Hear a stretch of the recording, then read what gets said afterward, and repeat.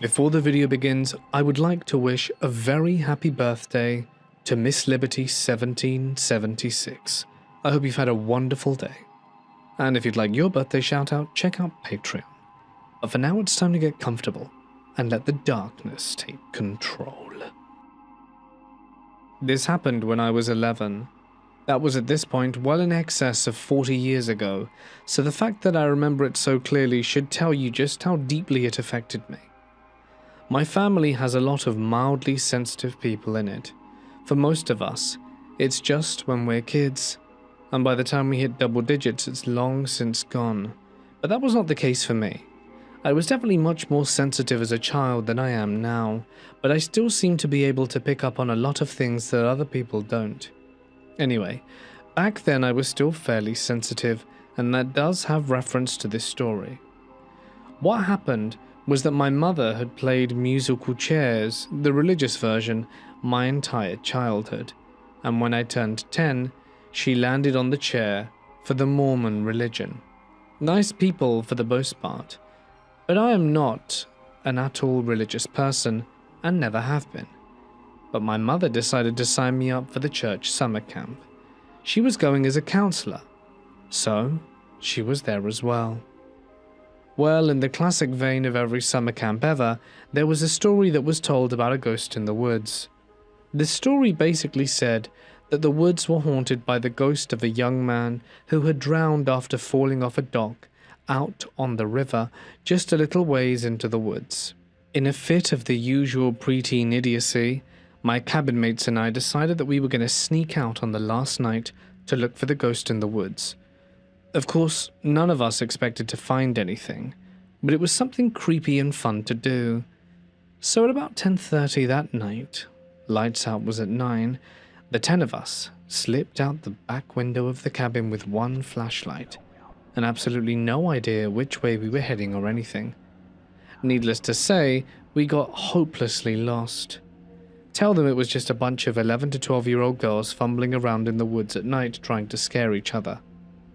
It had been a near full moon when we left the cabin, but not too long after we got into the woods, the moon disappeared, and suddenly it was very, very dark, and we didn't have enough flashlights.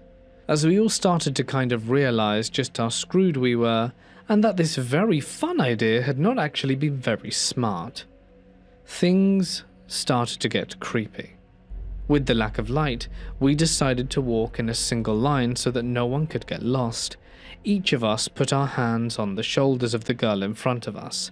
I was actually the first one in line because I was the one who actually remembered to bring a flashlight. Anyway, we start walking around in a straight line in what we think is the direction we came from, trying to get back to the camp, when I started to get a really strong feeling that we were going the wrong way.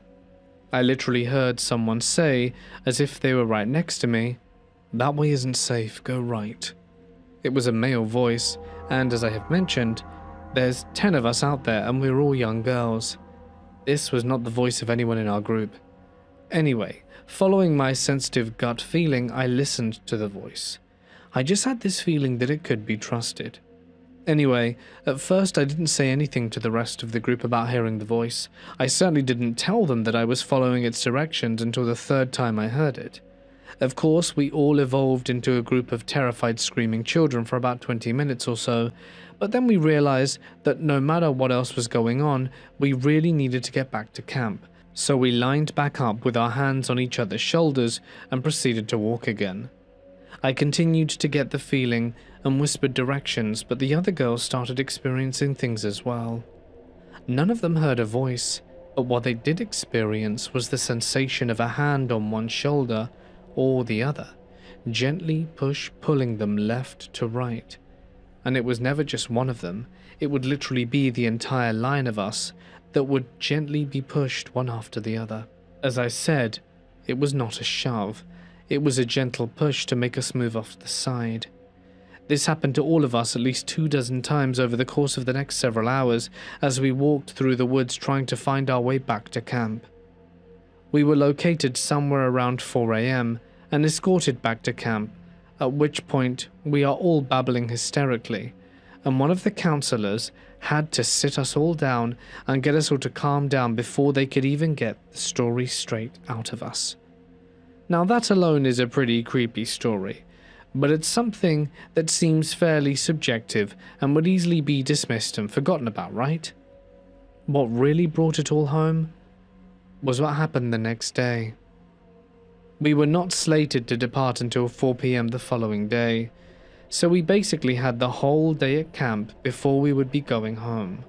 All of us girls had been sent to sleep and were not woken up until lunchtime because we had not slept the night and were all physically and mentally exhausted.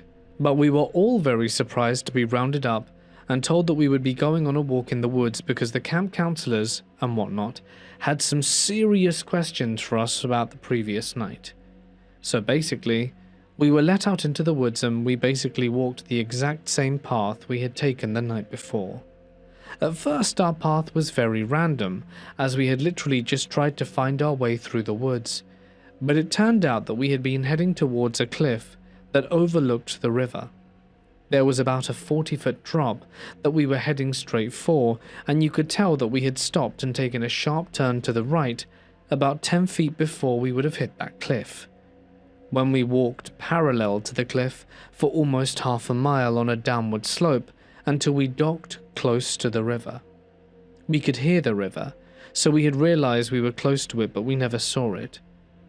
What really had everyone scratching their heads was the fact we came down the hill along the edge of the cliff, and then we had walked out onto an old, rotting loading wharf. It wasn't a small dock like we had pictured in our minds hearing the ghost story. This thing was massive, like the size of a football field cut in half lengthwise, and it was full of rotted spots. We had walked across it in a weaving pattern that literally traced the only safe path across the dock, and we never even knew we were on it. But that is when we had felt the hands, because we have been walking fairly level, and then when we turned to the right after I heard the voice tell me that way isn't safe to go, we had all started going downhill very noticeably, and it was when it leveled out again that we felt the hands. That would have been when we were on the dock. Those hands kept us alive and got us across the dock safely. We walked close to 150 feet of rotting wood, and not a single one of us so much as stumbled. But in the daylight you can clearly see the scuffed path along the dock that we had walked, and it was nothing like a straight line. Most of the counselors did not believe that we had encountered a ghost, much less that he had guided us and saved our lives. I think my mum was the only one who kind of believed us. They all just said that we were incredibly lucky, and they were going to let our parents decide what our punishment should be, as they would be informing all of them about our little midnight escapade. That's pretty much it. I never went back and never heard from any of the other girls again, since none of them went to the same church that I did. That's not my only ghost story, of course, but it's definitely one of the strangest things to ever happen to me. This happened years ago when I was a teenager, during a long drive through a remote stretch of the northern Maine woods. My mother and I had taken a back highway that cut through miles of timberland. It wasn't the kind of road people used unless they really had to. Small logging towns sat hours apart, and for long stretches there was absolutely nothing but forest pressing in on both sides. That night, the weather turned bad. Rain was coming down in heavy sheets. The temperature had dropped too, cold enough that mist had hung low over the ground. The trees along the highway were tall spruce and pine, packed so tightly together that our headlights barely reached past the first line of trunks. For almost 40 miles we hadn't passed another car. About halfway between two tiny towns, the road curved slightly and ran alongside an old, overgrown logging trail that disappeared into the woods. A narrow creek ran somewhere out there too. I remember hearing it later when we rolled the window down, but at the time all I could see was the forest and rain. Then I saw someone standing at the edge of the road. At first I thought it was just a trick of the rain or a road sign, But as we got closer, the shape became clearer. It was a man standing on the shoulder, maybe a foot from the asphalt, angled towards the road like he was about to step out in front of us, and my stomach dropped instantly. He was wearing a dark green canvas jacket that looked soaked through, and a pair of muddy jeans tucked into heavy work boots. The clothes looked old, like something a logger might wear, and they hung stiffly on him as the rain poured down. He wasn't moving. As we got closer, the headlights lit up his face, and that's when I realized something was horribly wrong. The entire left side of his face looked destroyed. Not just bruised or cut, but destroyed. The skin looked torn open and crushed like it had been dragged across pavement. One side of his jaw hung wrong, and there was dark blood soaking through the collar of his jacket. Even the left side of his chest looked flattened and mangled under the fabric. The closest thing I could compare it to is roadkill. But the strangest part wasn't just the injuries. It was his expression. He wasn't panicking or waving for help. He wasn't even reacting to the truck barreling towards him through the rain. He was just staring at us completely blank. His eyes followed the truck as we passed, like he was watching us from very far away. For a split second, our headlights lit him up fully, and I remember seeing the rain hit his face and run through the blood on that ruined side of his head. And we drove past him. I twisted around in my seat to keep looking through the back window, and the shoulder on the road behind us was now empty. I felt a cold wave of panic crawl up my spine. "Did you see that guy?" I asked my mum immediately. She took a moment to answer and then said, "Yeah." We slowed down for a little, both of us looking in the mirrors, half expecting to see someone stumble onto the road behind us, but there was no one there. My mum has ridden motorcycles most of her life, and after a few minutes she said something that made the whole thing worse. She said the injuries looked like exactly what happened in a high-speed motorcycle crash, like when someone had been thrown across the pavement. We tried for years to search for fatal reports that happened on that stretch of road, but nothing ever came up. I live in central Ontario, Canada, and one summer, about 3 years ago, I had taken a job opportunity in a small town up north in Muskoka. The town itself was quaint and surrounded by woods. I worked in town during the day, and by night I would leave work to stay at one of the cottages owned by my boss and the business owner I worked for. The cottage I stayed in was shared by the owner and 3 other employees, surrounded by trees and forests with other cottages spread sporadically around the area. The property had the cottage on one side perched up on a rock face, with a large set of stairs leading down to the lower section of the property that sat right along the local lake. On the lower section of the property, there was a boathouse followed by a sauna and a small separate building nearby. We worked long days, from morning till dusk, and would often use the sauna as a place to unwind and relax together. The sauna sat right in front of the lake, so it was great to get real warm and toasty in the sauna and then walk into the lake to cool off before jumping back into the heat. One night, after a long day of work, I had arrived back at the cottage at around 11 p.m, feeling more stiff and achy than usual. It was that night that I decided it would be a good night for some time in the sauna. I asked the others that I stayed with if they wanted to join me, but there were no takers, as they decided to have a few drinks that night instead. That was no problem for me. I still wanted to go and take a solo trip down there instead, and after grabbing my swimming trunks and towel, I headed out and walked down the large flight of stairs past the boathouse and arrived at the sauna. I turned the sauna on and took a seat to unwind in the heat.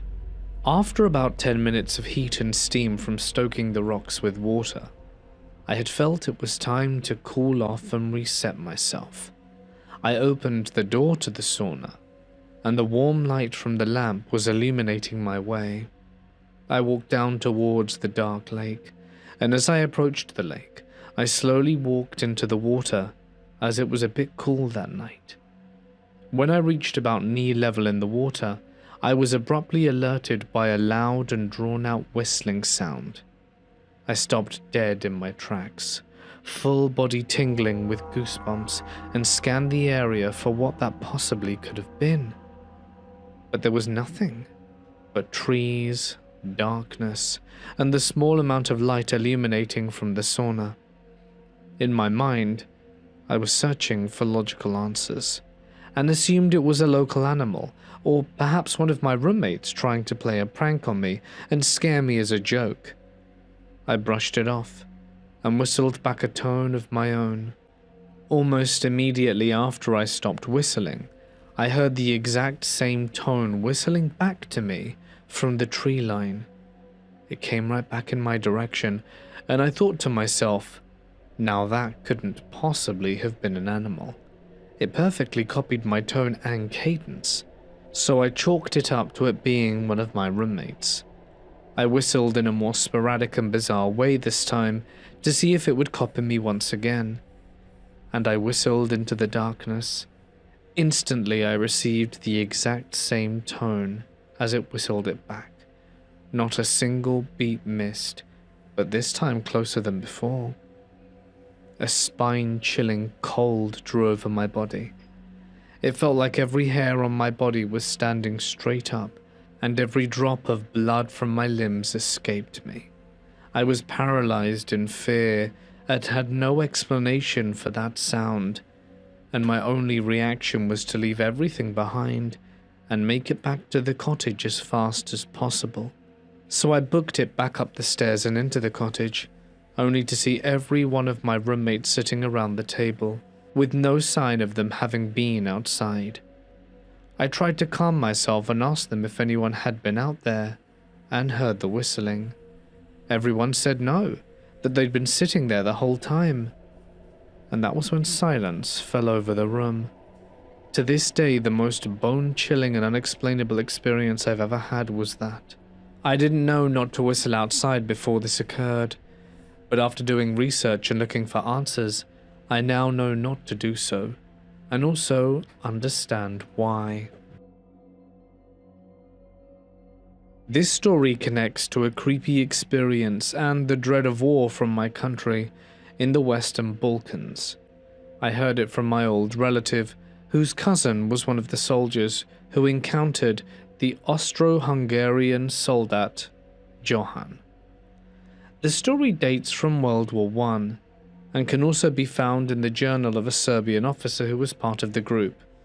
The journal is preserved somewhere in a museum in Western Serbia. Note, this story happened during the battle on Mount Ser, and Johann's story goes as follows. We were advancing from the Drina, hauling our howitzers up a hill that you Serbs call the Eagle's Nest. Once we reached the summit, we could clearly see open meadows below, a sure sign that villagers were nearby. Our command post was set up along the edge of one such clearing, where tall turkey oaks cast shade from the August sun. I was looking for my comrade Franz, who was carrying a stack of potatoes to the field kitchen, when I heard a faint whomp in the distance.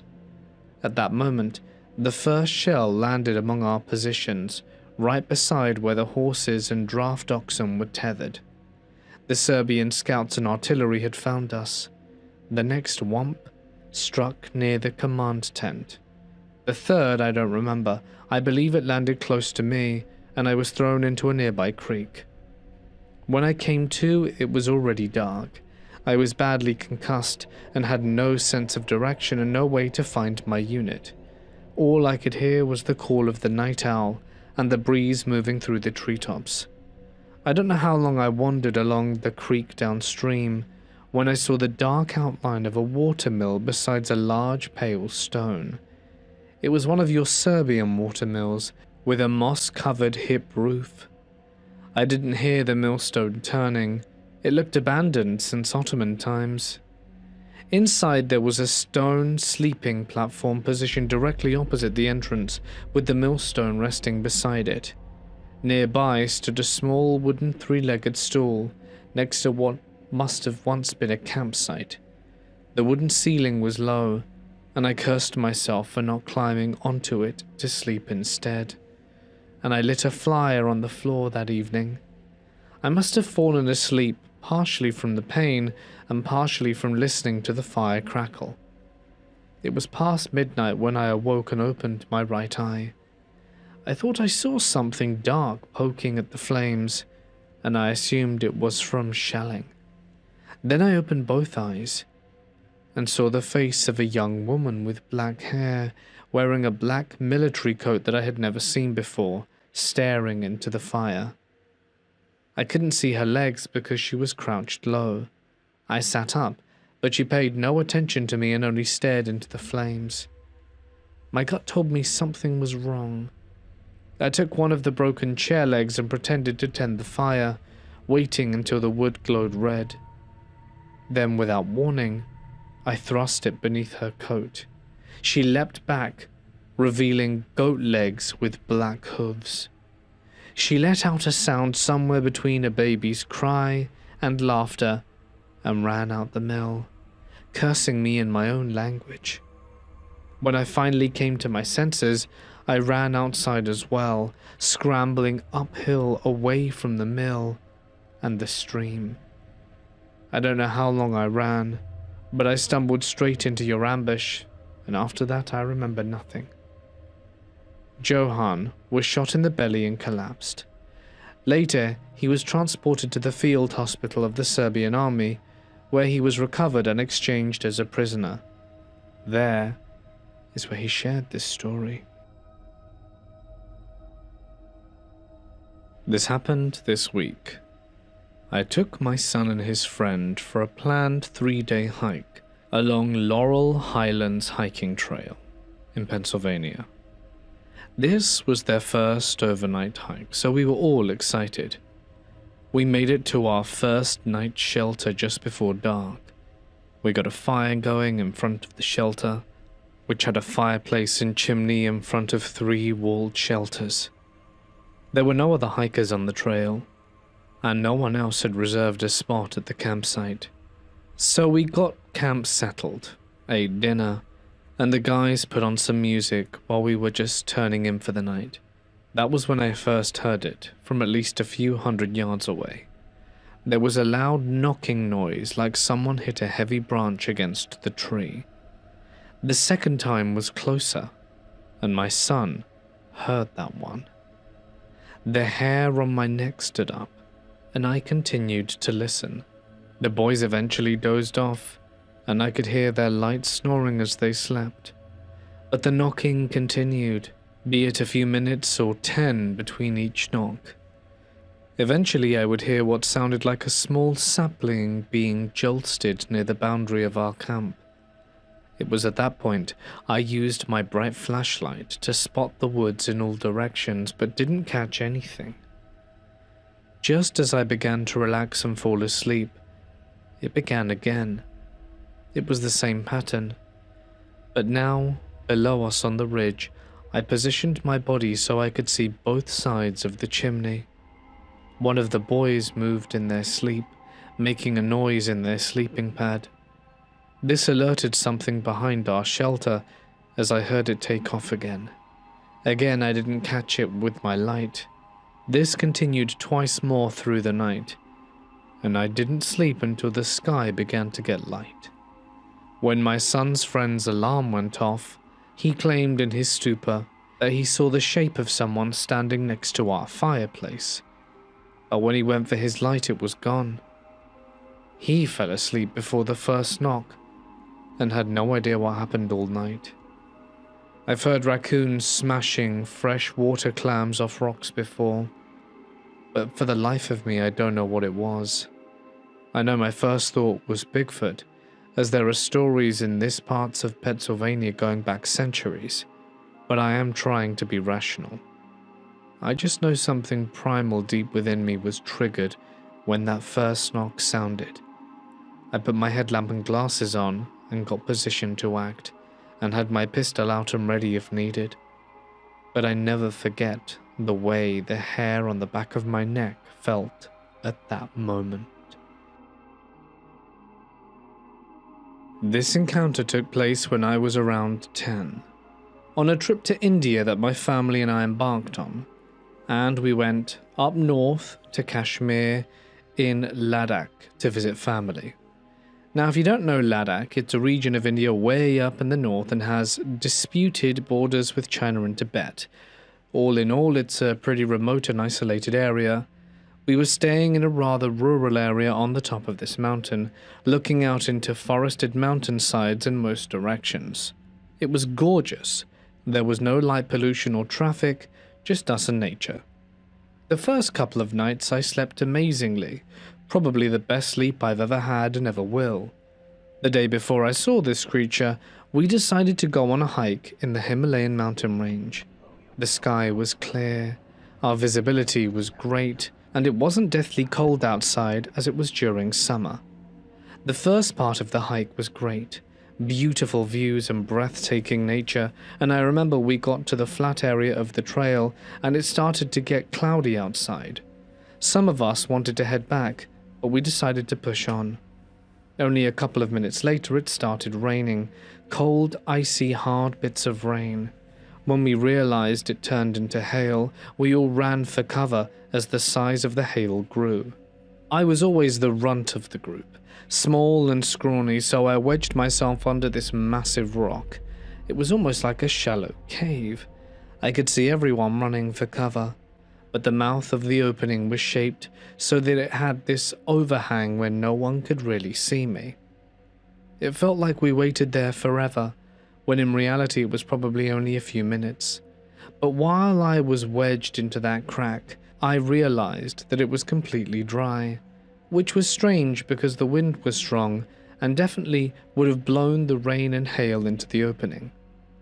I had this weird sinking gut feeling, like when you know you messed up and all the hairs on the back of your neck stand on end. I was frozen in fear. I originally thought because the crack was so low that nothing could fit in here, and I didn't realize that the hole I was in went a lot further back into the rock than I had realized. Something else was sitting here moments before I crammed my way in. I didn't care, it was still hailing, and I scrambled my way out, not looking back.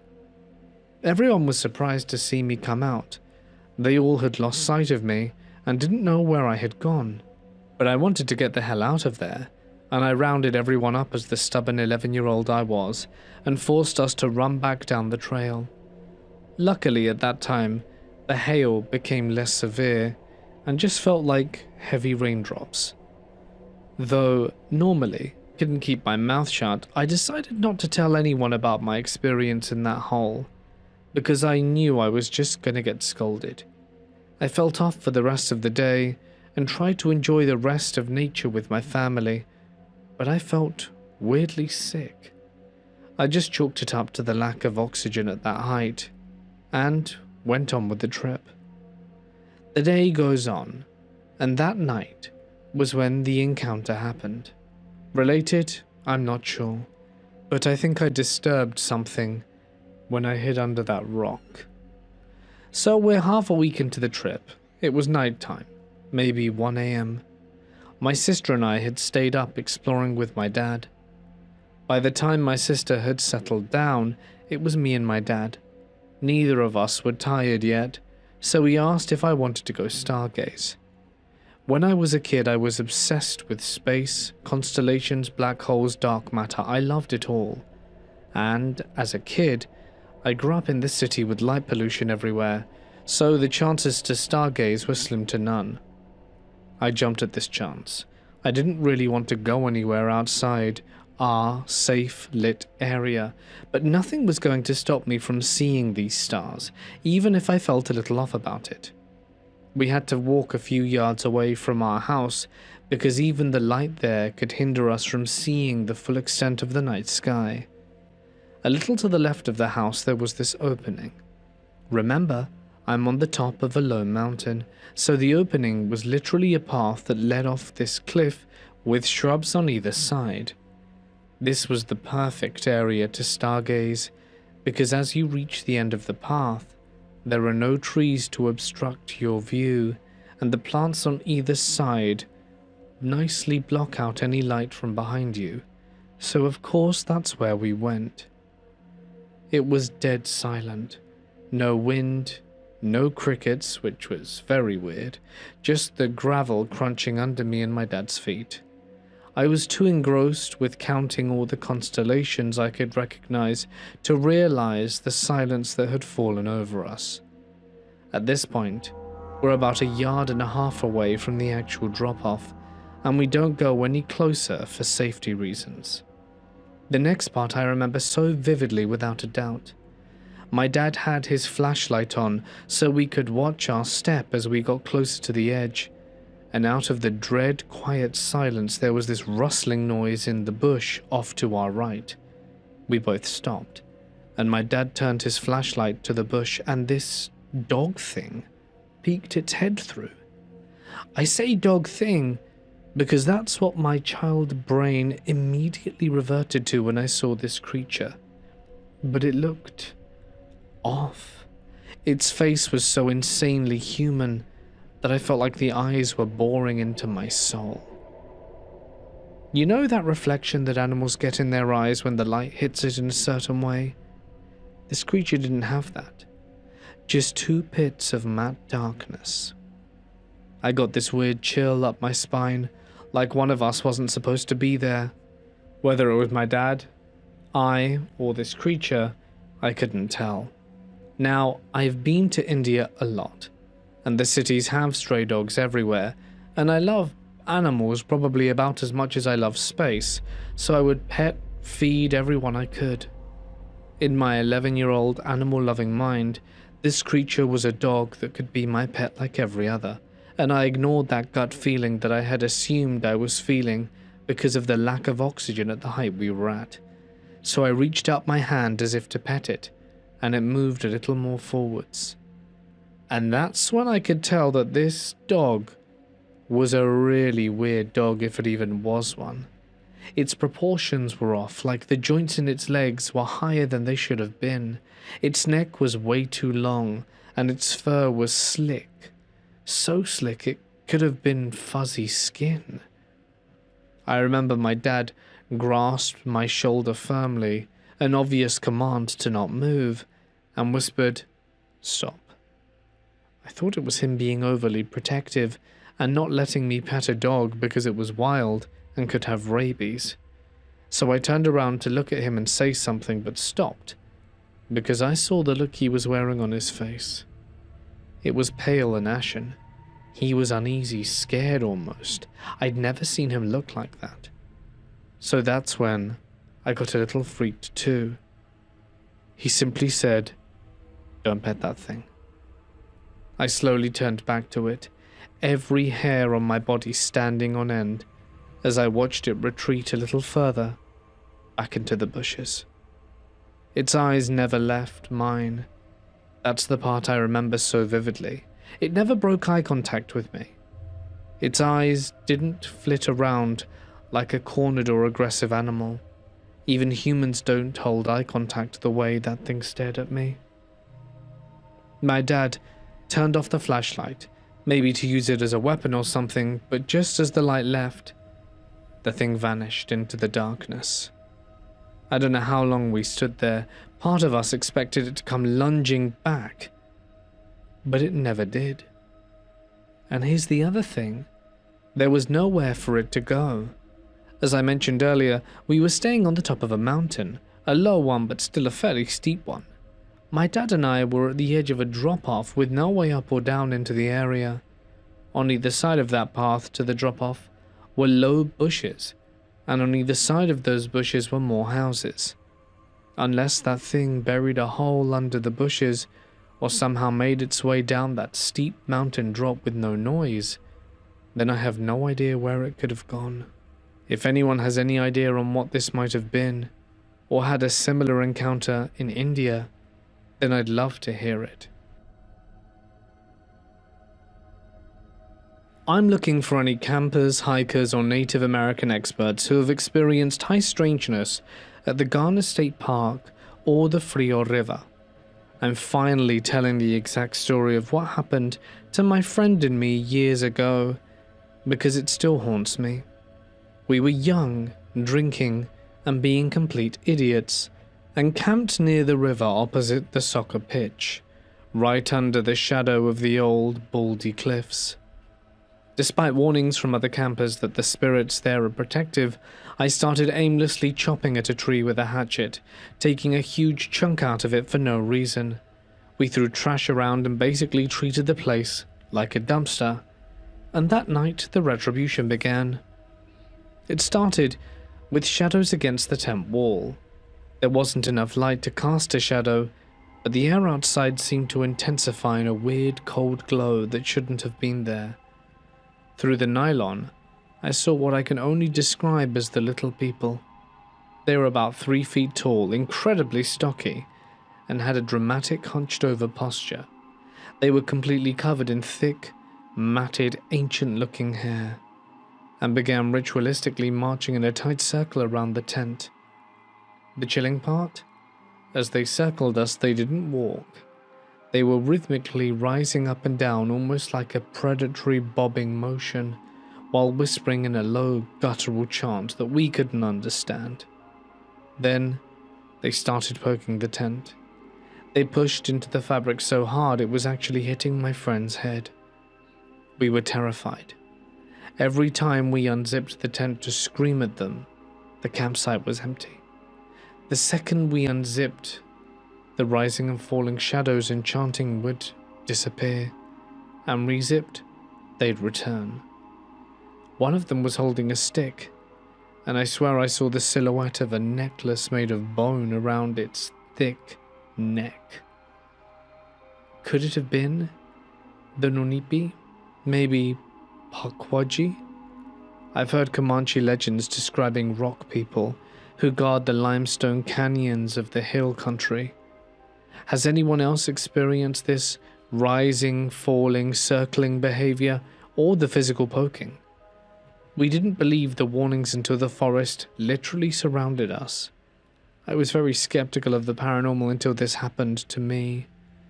I don't understand how me and my buddy could see the same thing, and how every time we unzipped, there was basically nothing there. On a road trip, a friend and I decided to stop at Brushy Mountain State Penitentiary and camp nearby. We knew the history of the place and had read up on it on the way there. A friend of mine came along. She was very into the spiritual side of things and wanted to look for ghosts. That was mostly her interest, though we were all curious about the prison itself. In person, the place is imposing. It's a huge grey prison set hard against the mountain wall and surrounded by thick Tennessee woods. The trees and hills feel alive, and then there is this massive block of concrete sitting among them, unnatural in its shape and weight. There were no tours or concerts that day, and the place felt quiet. We parked in a clear lot and walked up towards the building. When we reached the courtyard, we were surprised to find the gate open.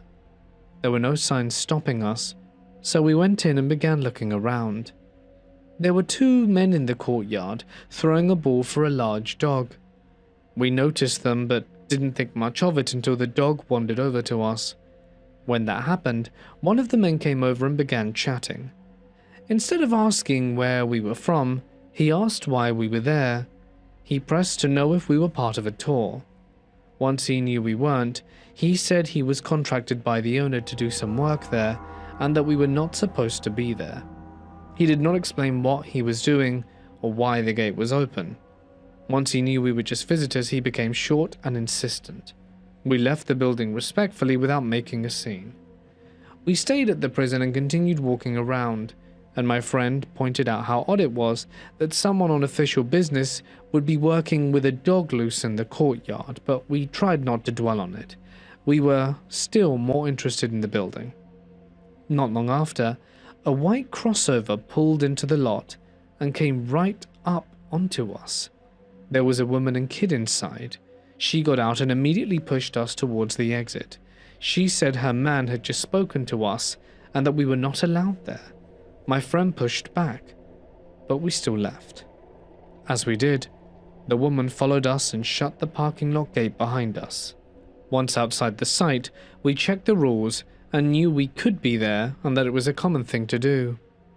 That night we came back.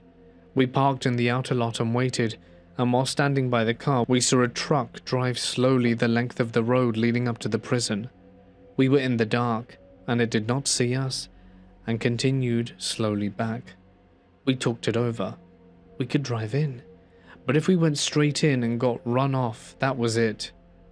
But if we went on foot around the drive and up the hill first, we could look around and still come back the right way. So we climbed the grassy hill beside the road, staying out of the parking lot lights. At intervals, a bright light swept up into the sky from the prison. We figured it was part of the place, a spotlight may be left for running effect. As we moved along the hill, we heard what sounded like a dirt bike somewhere beyond the lot. The noise bounced off the hills and then cut out. Not long after that, we heard screaming. It was distant and fearful, and we stopped and listened. It happened again.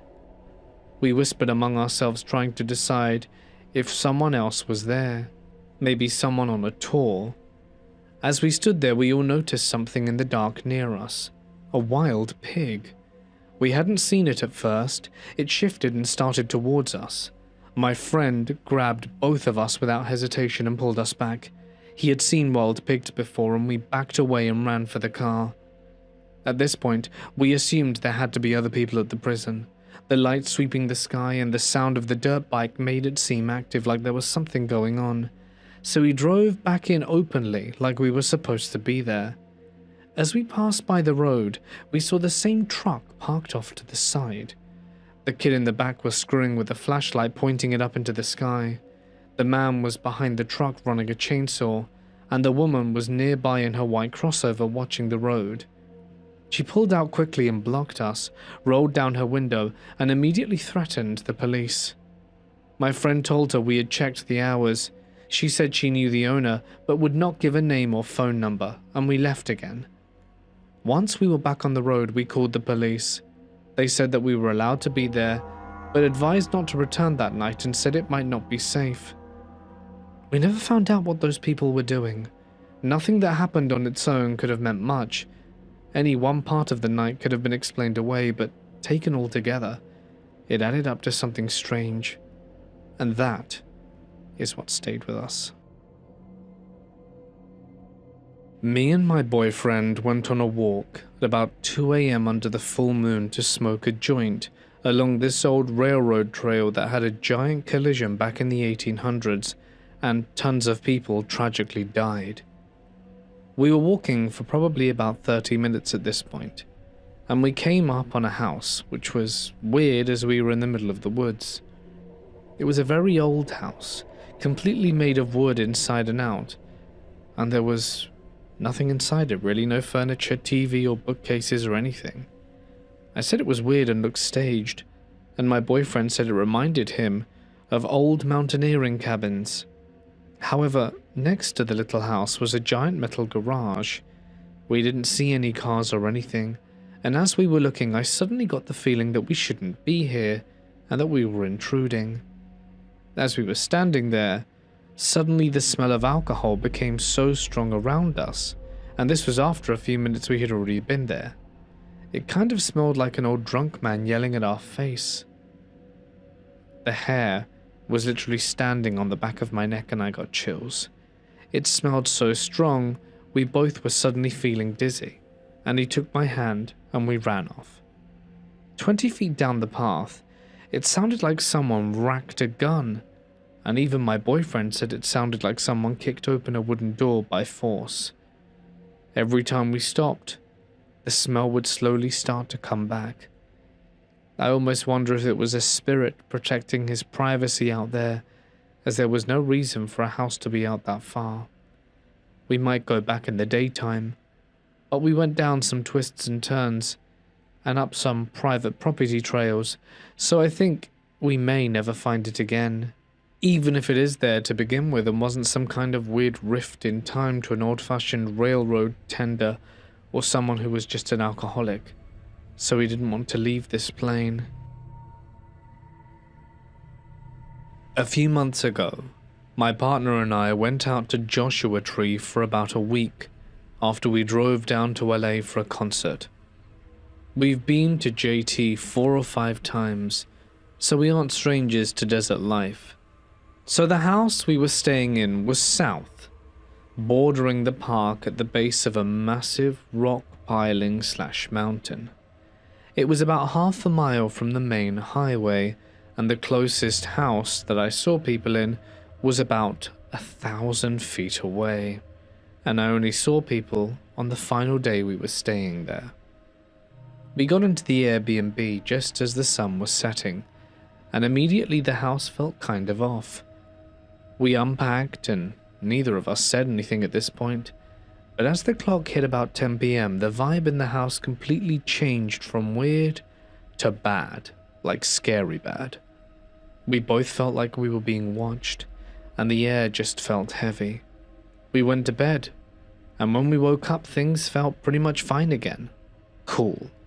So we go about our day and end up at the house just as the sun is starting to set.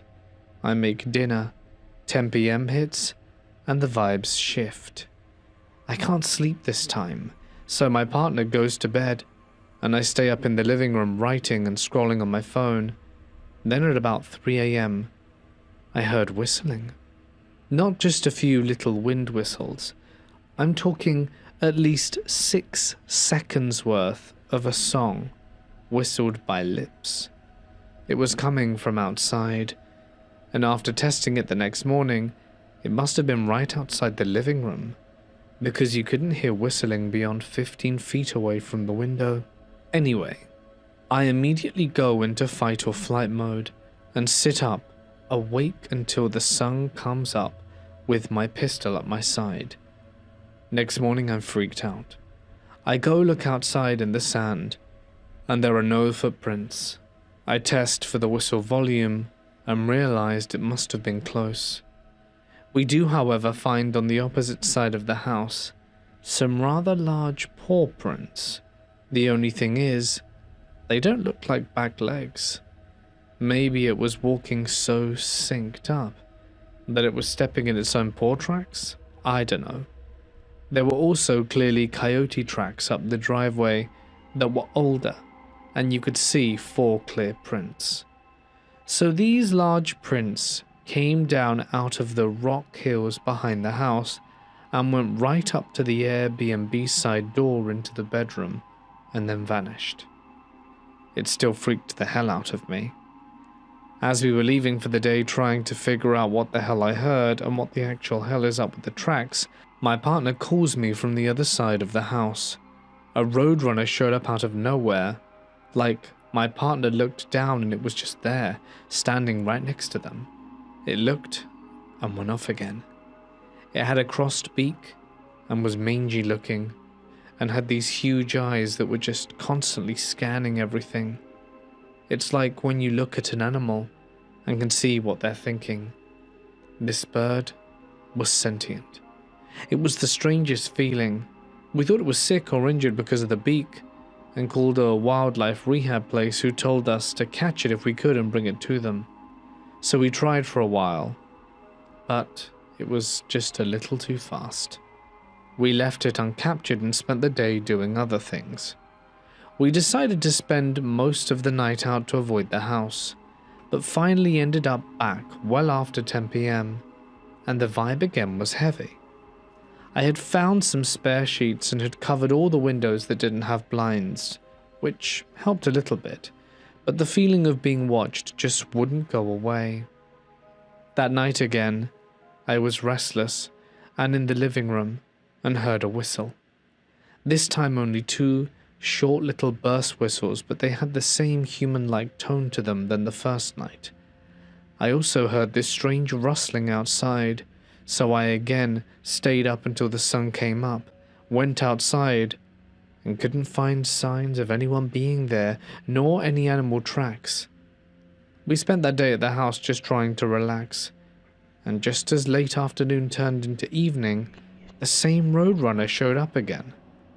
I take the chance to try and catch it, but it's too fast. But this time it's doing its thing. It would run maybe 10 feet, stop, turn around, and look at me with its huge eyes and just wait. Just wait for me to get close enough to grab it and do the same thing, over and over. Before I knew it, I looked up, and the sun was starting to set, and I was almost standing in the foothills of this rock mountain. The bird led me into the foothills away from the house, and I was too focused on catching it to notice. I realized where I was, and was like, nope, this is weird, and turned around. And the bird followed me, and tried to get my attention like it wanted me to follow it. I have never had a wild animal do this to me. I got back to the house and the roadrunner was just sitting at the top of the driveway towards the hills watching us. I felt unnerved, and this was when it really hit me how sentient that thing felt. I know that it knew what it was doing. I can't explain beyond that. We had slept that night, and things were mostly quiet.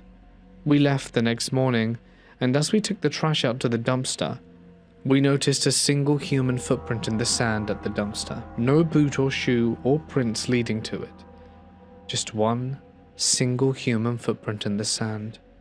And if you know the area, you know that no one walks barefoot out there. It's spider hole, scorpion den, snake country, not to mention the rocks and cactus quills that would not be pleasant to walk on. Anyway, that was when we left. We looked into it later and read something about the area being notorious for skinwalker encounters and folklore.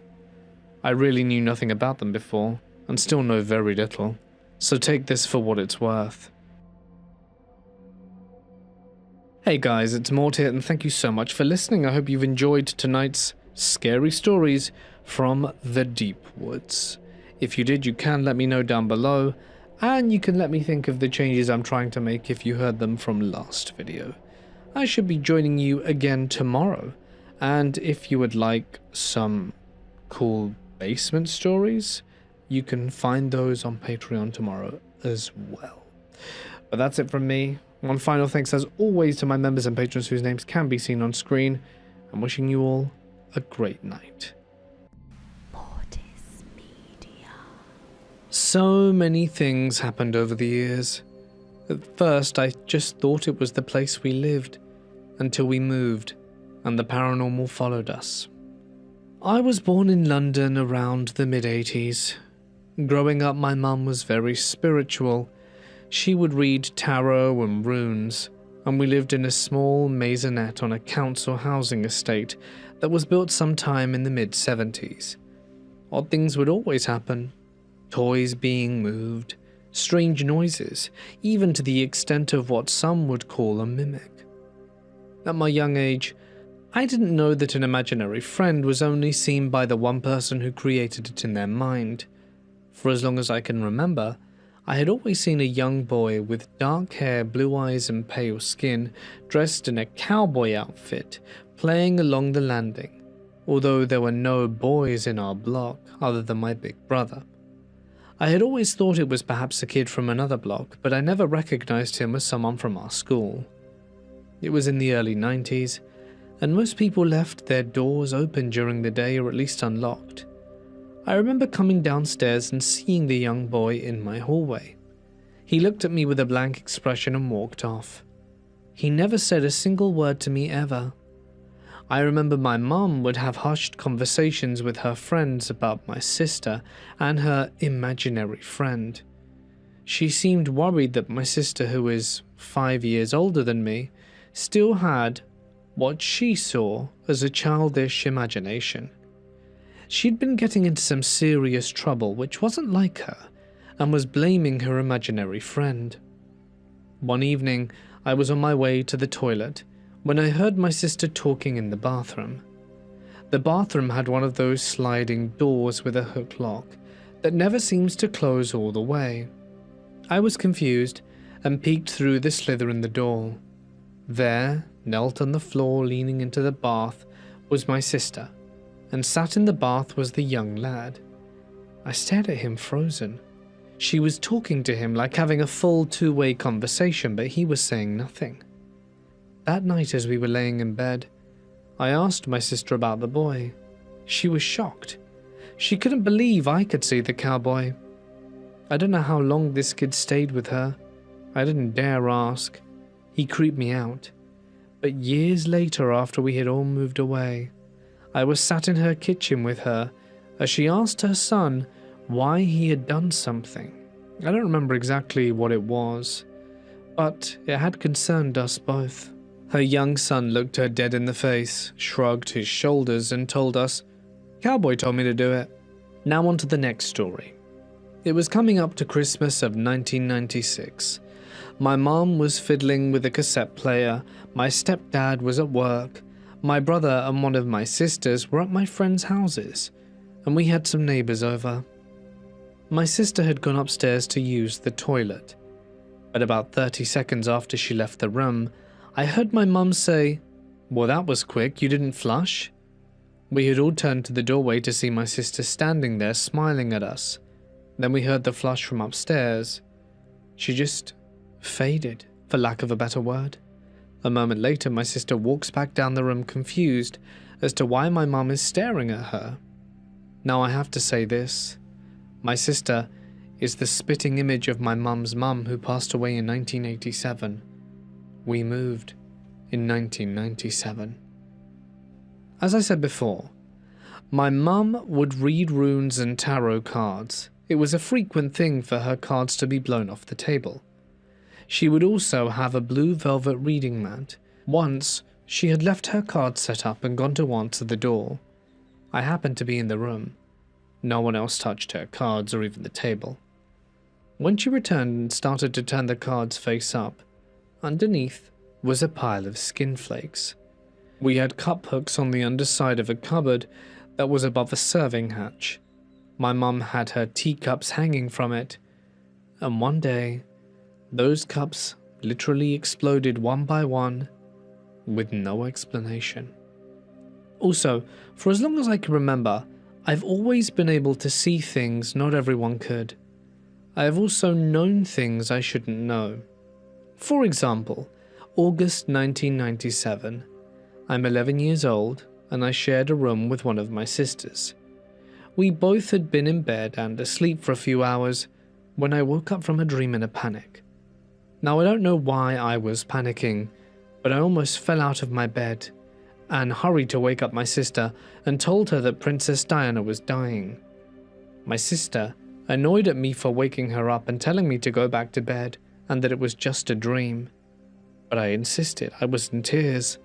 She came downstairs with me to prove her point. She turned on the news channel, and it didn't take long before it flashed up on the screen and everything was overtaken with the breaking news about the accident. This freaked my sister out so badly that while we sat there glued to the TV, she went to wake up my mum and stepdad. A few months later, my mum took me to the spiritualist church where they had mediums and Reiki healers. After the mediums had finished, one of the Reiki healers waved us over. She said she was drawn to me. She sat me down and started a healing session, and we both felt what I can only describe as static around us. When she came and knelt in front of me and asked how long I had been a spiritual bridge, she said my energy told her that the paranormal is drawn to me, like it feeds off my energy in order to make its way over to us. She told me I should wear obsidian for my own protection. I didn't for many years, but have done so for the past 20. The night before 9/11, I was staying with my eldest sister, and she says I woke up to ask her why someone would fly a plane into the building. I don't remember doing this, but she told me about it the next day. I had no idea what the Twin Towers were, let alone where they were, and when the news broke, she dropped her coffee on the floor and stared open-mouthed at me. I lived with my dad for a little while, over a year when I was a teenager. We had a very sweet dog and lived in an old two-bed house in a small rural town. The house itself always made me uneasy. I never liked to be alone there. Well, one night when my dad was at work, I sat in the dining room on the computer, talking to my friends in the States on Yahoo Chat. My dog was curled up beside me. Where I sat, my back was to the door.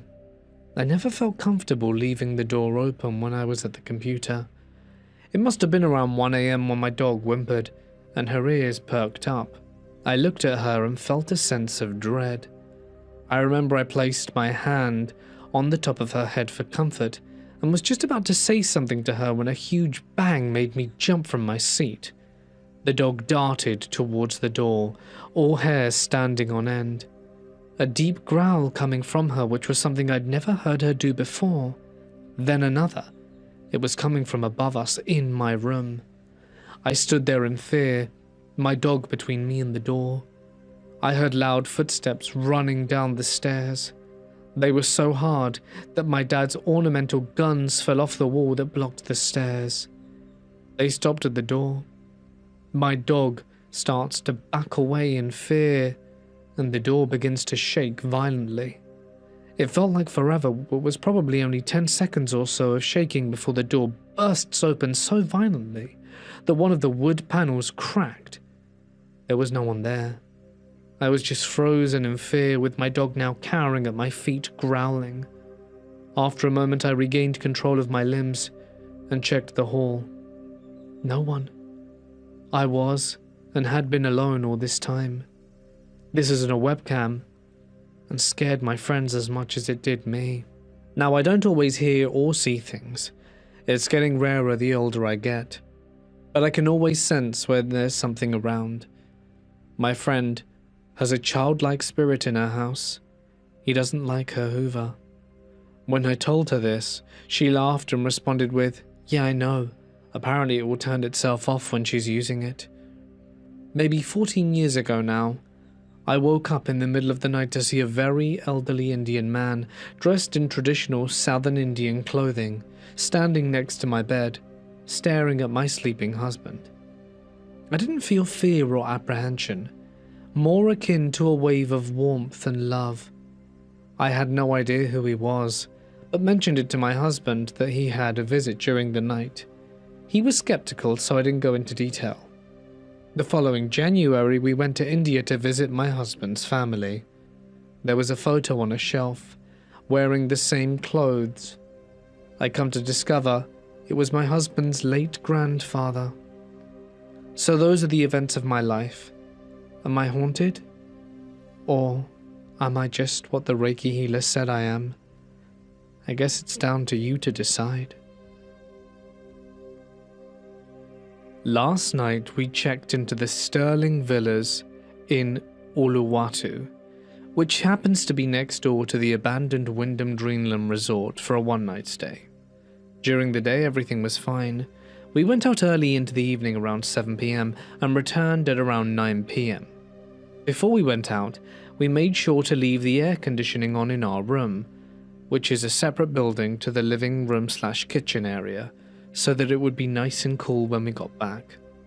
Here's a brief summary of some things that happened when we returned. We noticed the air conditioning had switched off. I guess it's not the most unusual thing to happen, so we switched the aircon back on and then went into the pool. When we got out of the pool and returned to the room, it was off again. About half an hour later, I went back into the room to turn it off and get my water bottle in order to make tea. And while I was making tea in the living room, which is a completely separate unit to the bedroom, I noticed from the reflection in the mirror that the TV in our room was on. I asked my friend if she'd switched it on, and she said no. Maybe it was a ghost. As soon as she said that, the TV switched off by itself. We were a bit freaked out at this point. My friend told me that she thought she'd seen an all-black figure walk across the window where the pool and table are in the mirror's reflection while she'd been getting ready for us to go out earlier in the evening. At first she thought it was me, But I, of course, wasn't dressed in black, but she just didn't want to freak me out. We decided to try and not overthink it, and so we went to bed. I had left my cup and the teaspoon on the table outside my bedroom by the pool. I left the teaspoon on top of the empty paper creamer packet so that it didn't drip on the table as it had been in my tea. When we were in bed, we heard a noise that sounded like the teaspoon being put down on the marble table. Not a sound like it had been dropped, but just put down with a reasonable amount of force. We were very freaked out by that point. I decided to try and Google some of the hotel reviews and found the following, which I think you might appreciate. These villas look good from the photos, but the service and staff are not great. Apart from that, all 5 of us experienced supernatural activities.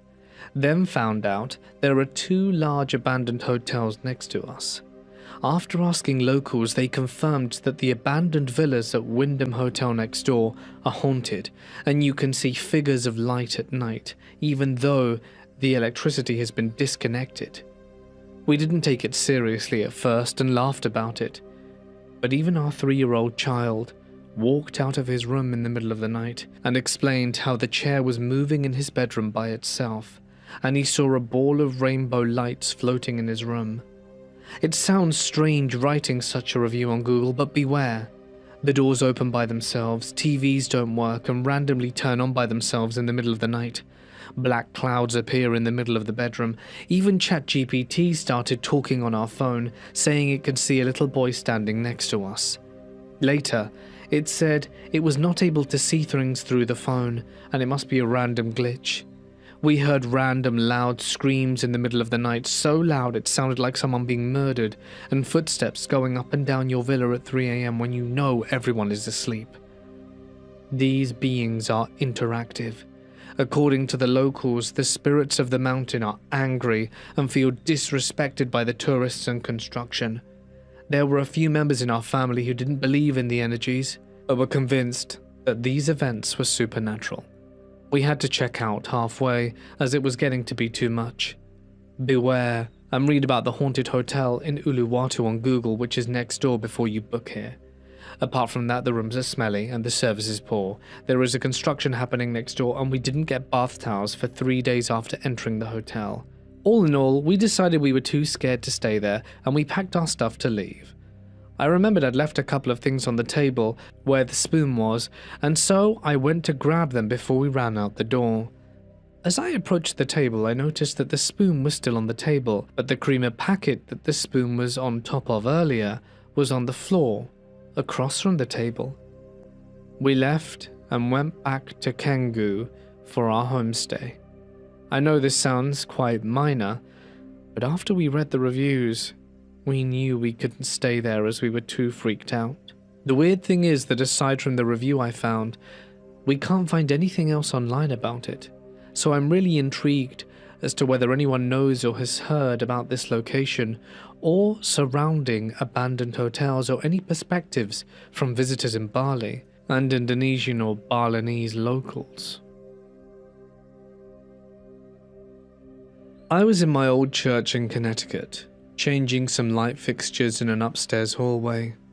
The Boy Scout troop who uses this space at night had reported footsteps before, but I thought nothing of it. I had a 6-foot ladder out with the new fixture on the paint step and 2 new 3-inch screws on the top step.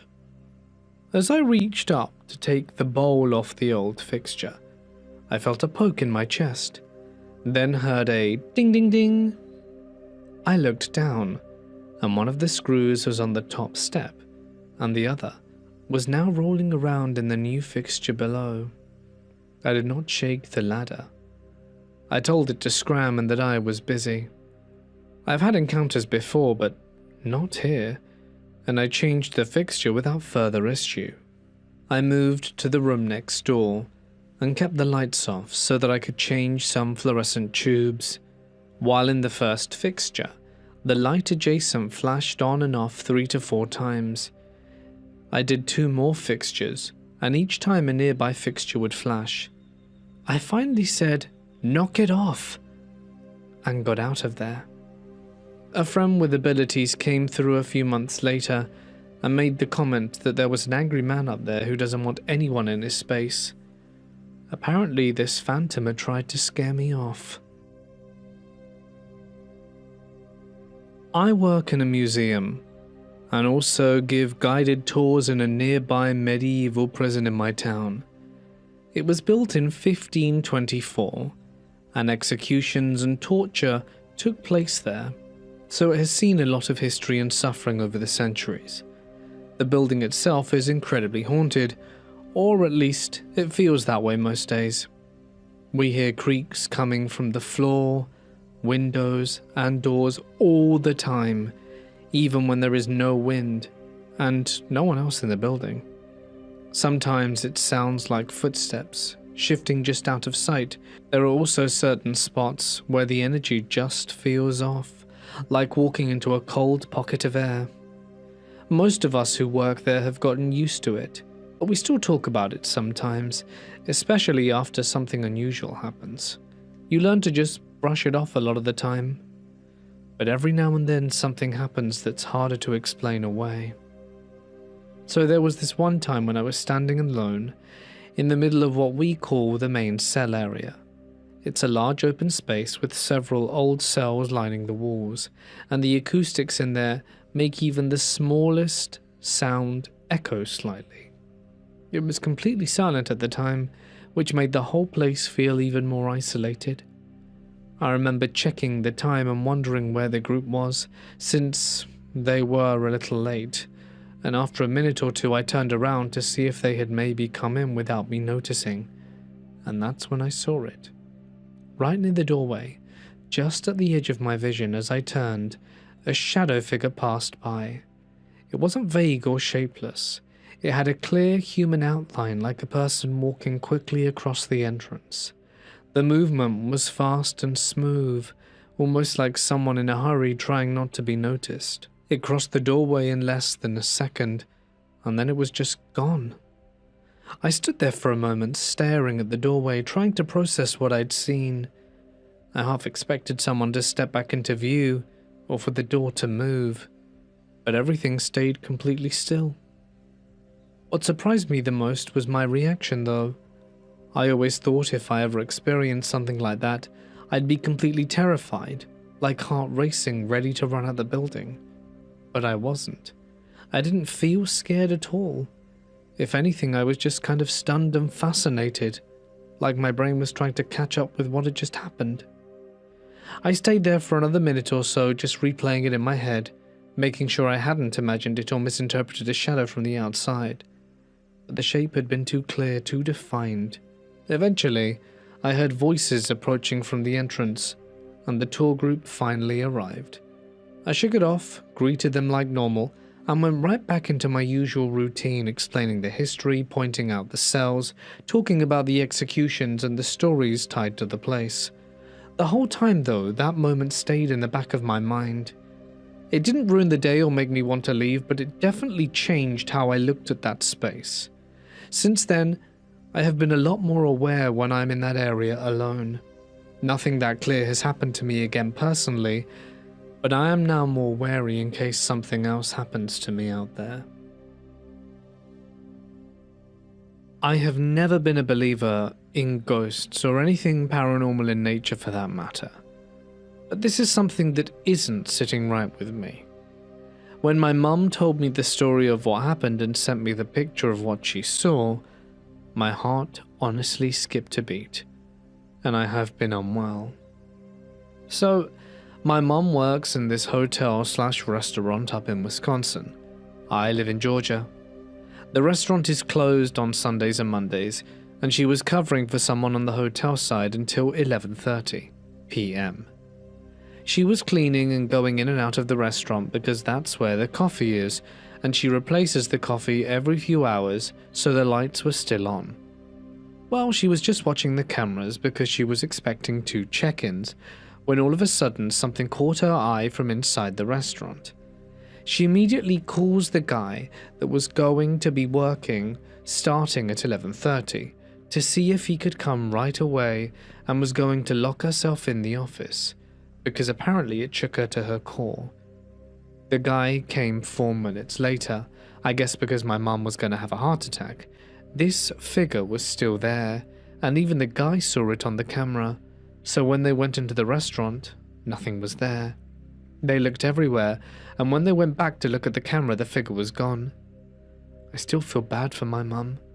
I don't know what it could be, but whatever it is, looks creepy as hell. Almost 20 years ago, I had a physical encounter with a ghost. This occurred at the old Spokane, Washington steam plant, now a restaurant, the Steam Plant and Grill, with a mini shopping area near the street. Back in the day, before modern heating systems, the steam plant provided heat and climate control to our old hospital. Think how Russia still heats their apartments in the city even today. When it closed, it was abandoned, but later it was declared a historic landmark and was revitalized with much old equipment kept intact. You can eat at the restaurant and tour around looking at the equipment used at the time, even go into one of the old cooling towers. Around 2005, my mum had a shop there for a bit. I was going to the local college after a summer in the Forest Service and was wearing a heavy jacket I earned helping with a fire. The thick collar was always crooked and it drove my mum nuts. Personally, I felt like a rebellious young lady and let it be.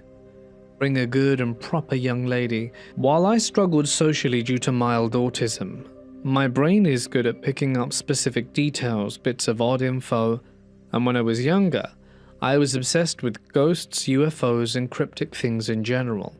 That and disasters and forensics. I wanted to see a ghost, see Bigfoot, and meet an alien. As I got older, I got more into the sciences and more logical, but a tiny bit of me still loved those topics. Anyway, that day I was helping my mum in her shop when I asked for a break to stretch my legs, plus I wanted to look around the historical markers and use them to help me talk to customers about the building's history.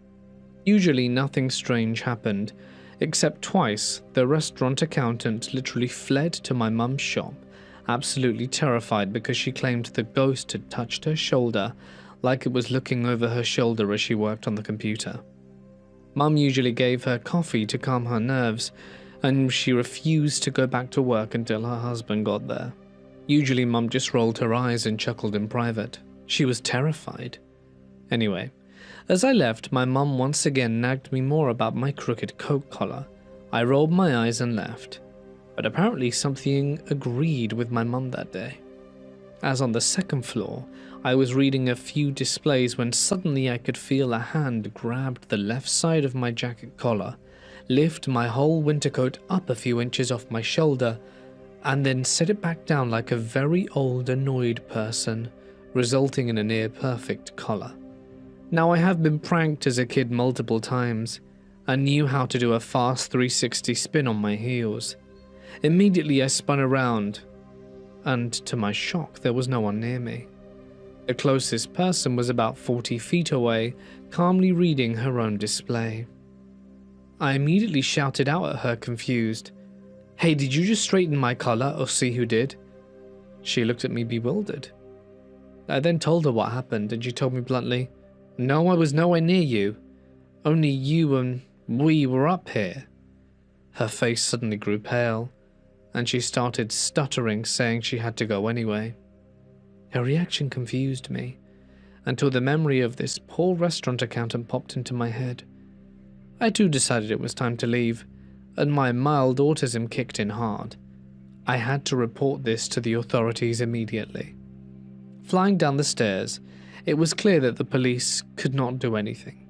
Spokane has no Ghostbusters, so I needed to report this to restaurant management. So I bolted to the restaurant and told the greeter up front that I had to talk to the manager now. Apparently, my look of fright convinced her to do exactly that. When he came out, he said he was rather busy, but asked what I needed, and I immediately told him what had transpired moments ago. The guy literally smiled, laughed, and then said, "Congratulations, you've just met the ghost." Seeing my confusion about his levity, he explained that apparently some think one old employee who worked here when it was still a steam plant never actually left after passing away. He was a benign spirit, never harming a soul, but he had this curiosity about new technology. Many employees and customers reported feeling a hand or presence on their shoulder, as if someone was looking over and asking, "What are you doing?" The same thing happened when working on desktop computers. Other people would see a human-shaped shadow moved along the surface or wall, but there'd never be a human body to go with it. Nothing bad ever happened. The ghost was just curious. While I processed this like a slow computer doing AOL dial-up, he patted me on the shoulder, thanked me for telling him what happened, but that he had to get back to the kitchen. But pausing, he admitted a heavy coat collar being fixed was a new one for the ghost before leaving. Still in an adrenaline state of shock, I went back to my mum's shop and told her what had happened. I expected to be mocked, but my religious mum admitted recently she sensed she had been watched once or twice. A recently installed picture by a new artist was creeping her out, since she swore she saw its eyes move a few times. At that point, I decided to quote the restaurant manager and told her, "Don't worry, the ghost has never harmed a living soul." Nothing ever happened after that. But a few weeks after, I was thrilled about my ghost experience. It was a relatively benign thing considering most stories are usually scary and physically dangerous. As I worked at a castle hotel a few years ago, I was the unlucky fool who had 1 month of night shifts. The hotel was empty because of COVID. Only me and the janitor were there to look after the hotel. We had plenty of good and expensive rum, gin and whiskey, and other things people could steal, so we watched the hotel at night. And everyone who worked there was sure we had at least one ghost in the hotel. Well, one night at around 2 or 3, we sat in the office and just talked, or just sat there in silence, nothing special. Boring night shift. But not this night. We had the theory of the ghost, and as we sat there we heard footsteps on the 2nd floor.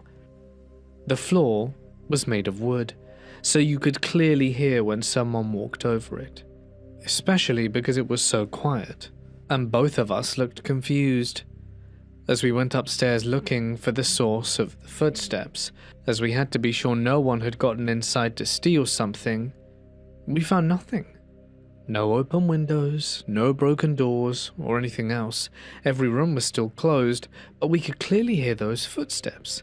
Even our boss looked at the security videos the next day but found nothing. We even heard them a few more times but never found anyone walking through the hotel. It was honestly the strangest thing. I managed an old historic boutique motel on the coast that was built in the late 1800s, and over the years it had passed through generations of the same family.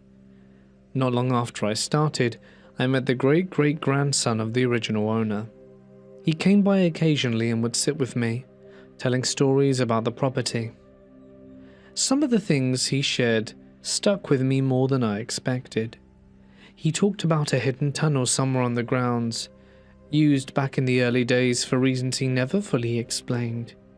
He also mentioned the number of deaths that had happened there over the years, guests, accidents, illness, things that just sort of piled up with a place that old.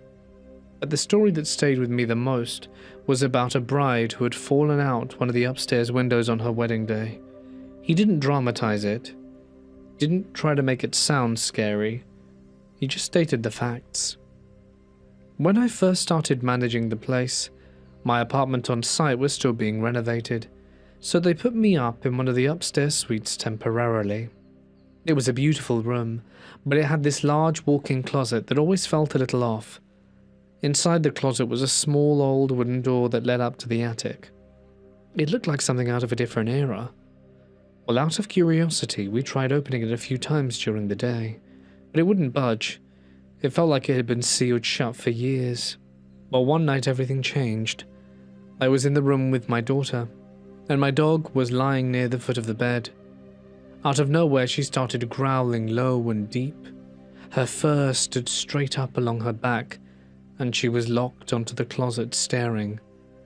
That alone was enough to wake my daughter. We both just sat there for a moment listening to the growl, trying to figure out what she was reacting to. But there was nothing else, no sound or movement, just the dog staring and growling at the closet door. We started arguing quietly about who was going to go check it out. Neither of us wanted to be the one to open it, but neither of us wanted to ignore it either. And then we didn't have a choice. That small attic door, one we hadn't been able to open at all before, suddenly flew open. It just snapped open with force. My dog completely lost it. She went from growling to full panic, scrambling towards the door out of the room, trying to get out. I don't think I've ever seen her get that scared before or since. My daughter started crying, and honestly, I wasn't far behind. Whatever confidence I had about handling weird situations disappeared instantly. We didn't investigate, we didn't try and explain it, we simply left. And the next day we moved rooms. And from that point on, my dog refused to go upstairs in the building at all. You could try to lead her, call her, anything you wanted, but she would stop at the bottom and not go any higher. I worked there for years after that, and thankfully that was the only strange thing that happened. We had a security camera set up in the lobby, and the monitor for it was in my apartment. The lobby itself was set up like a cozy common area with couches, a big table where guests could sit and do puzzles or play games, and on that table was a handmade checkerboard crafted out of leather with large, heavy checker pieces.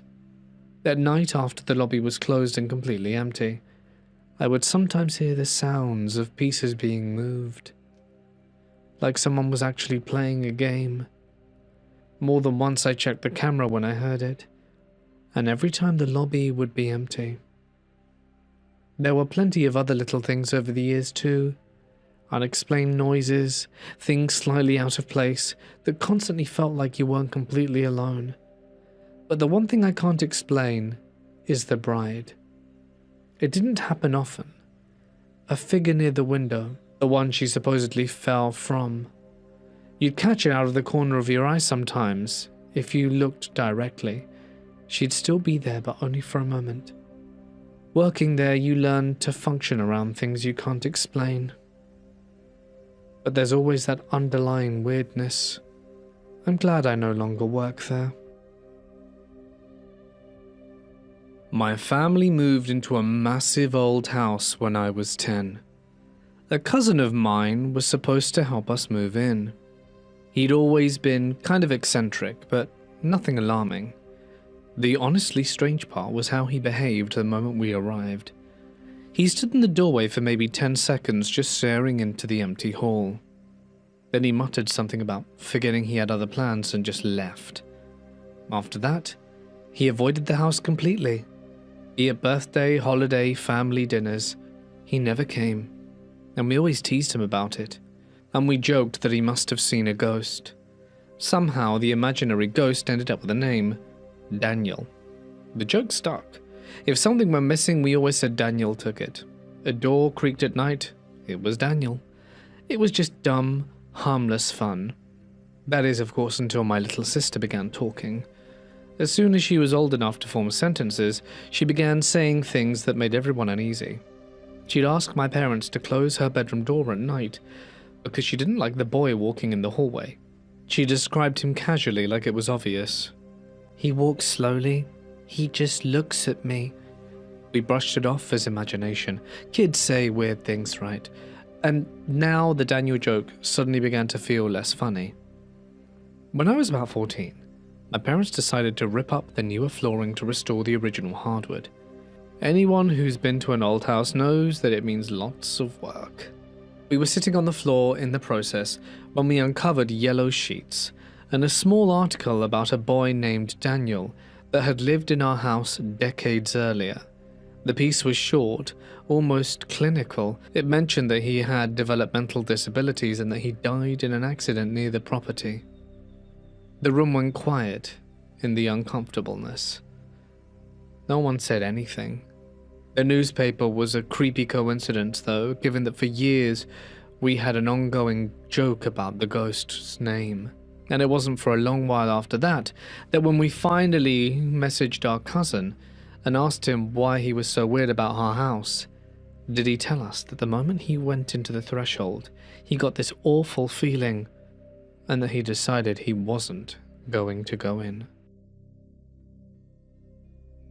One weekend I was at my parents' house. I was with my mother in the living room on the couch just talking. Suddenly I catch in the corner of my house something dark. It was pitch black. Not tall, short, didn't have a specific shape, not human shape. This thing jumped from that spot to another spot. I realized I just saw something. To understand the next part, I must explain the setup in my house. In the living room, we had a big table, big enough to fit 12 people. And on that table, my mother had a tablecloth. So after I saw that black thing jumping from that spot to the other spot, I looked at the tablecloth and saw it moving. I realized that what I just saw was real, and I started shaking and crying. I explained it to my mother and just tried to ignore it, as I could not do anything about it. After 3 days, my sister was in the bathroom. The bathroom is next to the living room, and I heard my sister screaming. I got curious and went to check on her. She came out screaming at me that we have a frog in the bathroom. I told her to calm down and that I would get rid of it.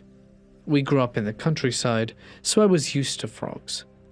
I entered the bathroom, and as I saw the frog, I froze instantly. It was the largest frog I'd ever seen. It was huge, like a balloon. I began shaking and left. My mother had an acquaintance that was into odd stuff. They were not friends or anything, but she calls this woman and tells her about the frog. This woman told her to catch the frog and put it in a jar and close it, to keep it closed for 5 days, and if the frog doesn't die, she must go and leave it in the river. My mother did just that. The frog didn't die. I believed that the black thing I saw was the frog, but something was attached to the frog because the black thing was like the size of a 5-year-old. After this, nothing else happened. If you have any thoughts about what I'd seen, I'd love to hear it. My grandpa was somewhat into the paranormal, and he always said he would show signs from the other side before he passed. I grew up very close to my grandparents. I saw them nearly every day as a child, and think of them as my second parents. On the night before his funeral, I was trying to write a eulogy for him, and I wanted to use this paper I wrote on him in middle school. The assignment was to write about a character, and my grandpa absolutely fit that description. It got lost after many computer switches over the 20+ years since I wrote it, and my mum had searched for it for years as well. Then that night, as I was trying to write, my mum suddenly gets an idea of where to look. She pulls a specific box out of her storage and rifles through it, pulling out a paper copy of the very assignment. We read it with much laughter and crying, and I wrote my eulogy copying the assignment on my computer with minor edits. It was as if she had pulled the paper out of thin air. I fully believe my grandfather told her where to find it.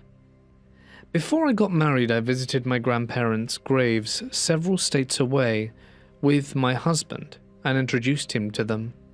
It was meaningful and symbolic to me, if nothing else. A year later, I eloped in Mexico, and on the Dia de Muertos, November 2nd, we had our wedding dinner at the resort restaurant, and we walked through the decorations the resort set up, including multiple ofrendas. As we stood in line, my husband was being affectionate as usual and said, "You're my licorice," which is not his usual nickname for me, Jellybean. He looked stunned for a second as if he didn't know why he said that nickname, then corrected himself to "You're my Jellybean." I asked him why he said that, and then he honestly said, "I don't know." That was my grandpa's nickname for me. I never told him that. Dia de Muertos is meant to be when the veil is at its most thin between the realm of the dead and those alive. And ofrendas are apparently a pathway for loved ones to visit us from the other side. Could it have been my granddad, whispering in his ear? Before I tell my story, I'll start by saying that I do believe in the supernatural, but I am a huge skeptic and don't think these things are as common as people are led to believe. I think most encounters are just people's imagination, or simply explainable occurrences. Now, with that being said, I'm pretty sure what I saw was real, but I would not be surprised to find out I was wrong. So, my cousin and I decided to visit Japan back in 2018 for one of those gigantic Groupon tours, and during this part of the tour, we were at some gigantic shrine. The area for the shrine was enormous, and we were given a few hours to explore. Note that during these types of tours, you're with a group of people around, 10 to 16, and everyone is grouped by 2, and you travel around your touring country via bus and tour guide. We had been walking around this huge property for a while now, and it was almost time for us to meet back at the bus, so we went down a path we hadn't taken yet, but we knew it led back towards the entrance. While heading down that path, there was a fork in the road, and the way going left led down an area with a gate. But the gate was open, so we figured it was allowed to go down there, and thought we'd quickly go down this path because we did have some time left over. While going down there, we saw some of the people who were on the bus with us coming back up the path, so we asked them what was down there. They said it was just some graves and stuff, and me and my cousin decided it wasn't worth it to see some graves, so turned around and headed back with our tour mates. Note, it was kind of overcast, and it would very lightly sprinkle rain every now and then. On our way back, there being about 6 of us in total, we see 2 women dressed in kimonos sitting on a bench in the middle of the field. Now, this bench is about 15 to a maximum of 25 feet away in this field, and is clearly not in the best condition. It seems worn down. Also, this field is about half dirt, half grass. That is to say, it's not like a soccer field where it's clearly primarily grass. This is my first time in Japan, and I've never seen anyone in a kimono before, so decide to take up my brand new Google Pixel phone and take some pictures of the nice scenery, and my cousin and the people were deciding to do the same. As I'm taking the pictures and checking them, I keep noticing that they're blurry and can't seem to get a good shot.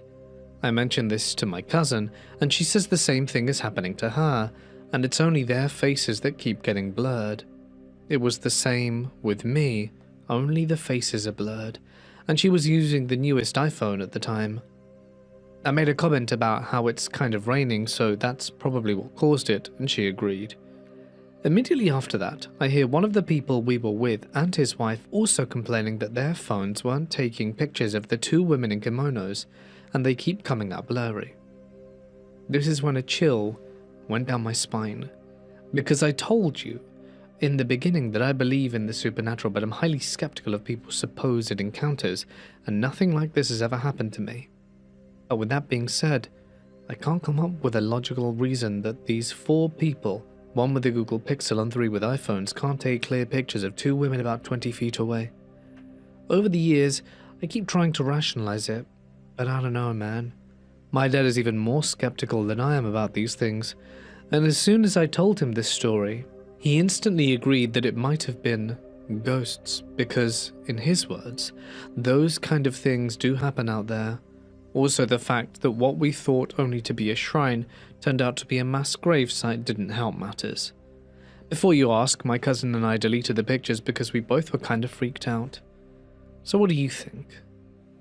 Am I just overreacting? Could it have been a glitch on multiple people's phones? Something wrong in the area, the rain maybe? Or might there have been a more spooky explanation to this? I went out with some friends one night, and somehow we ended up deciding to try one of those ghost apps called GhostTube. I'd never used anything like that before, and honestly, I didn't take it seriously. It felt more like something to mess around with than anything real. We started at a cemetery, figuring if the app was going to do anything, it would be there. For a while, nothing really happened.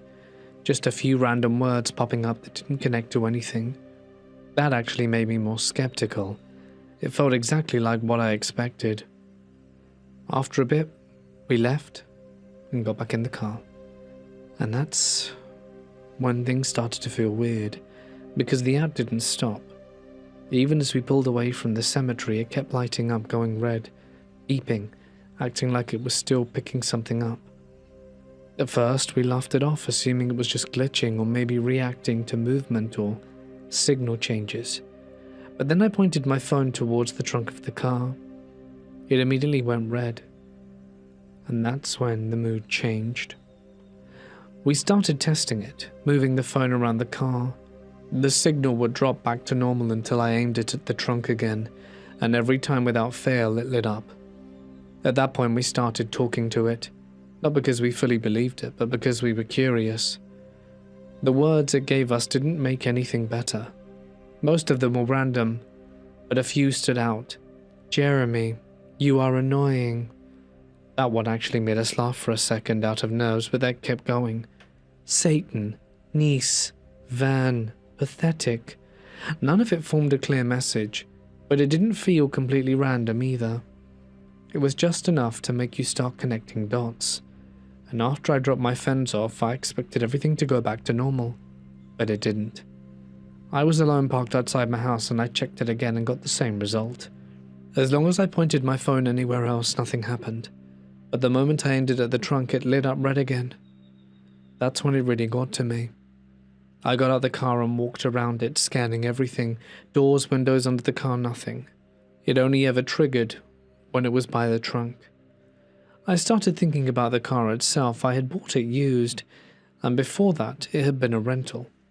A lot of people had driven it, used it, and left things behind. My brain kept trying to come up with some kind of story, something that would explain why the trunk specifically was the only place to trigger a response. But there was nothing concrete. I went inside, but curiosity didn't go away, and after a while I checked the app again just to see if anything had changed. 2 words popped up. Certainly, demonic. That was enough for me.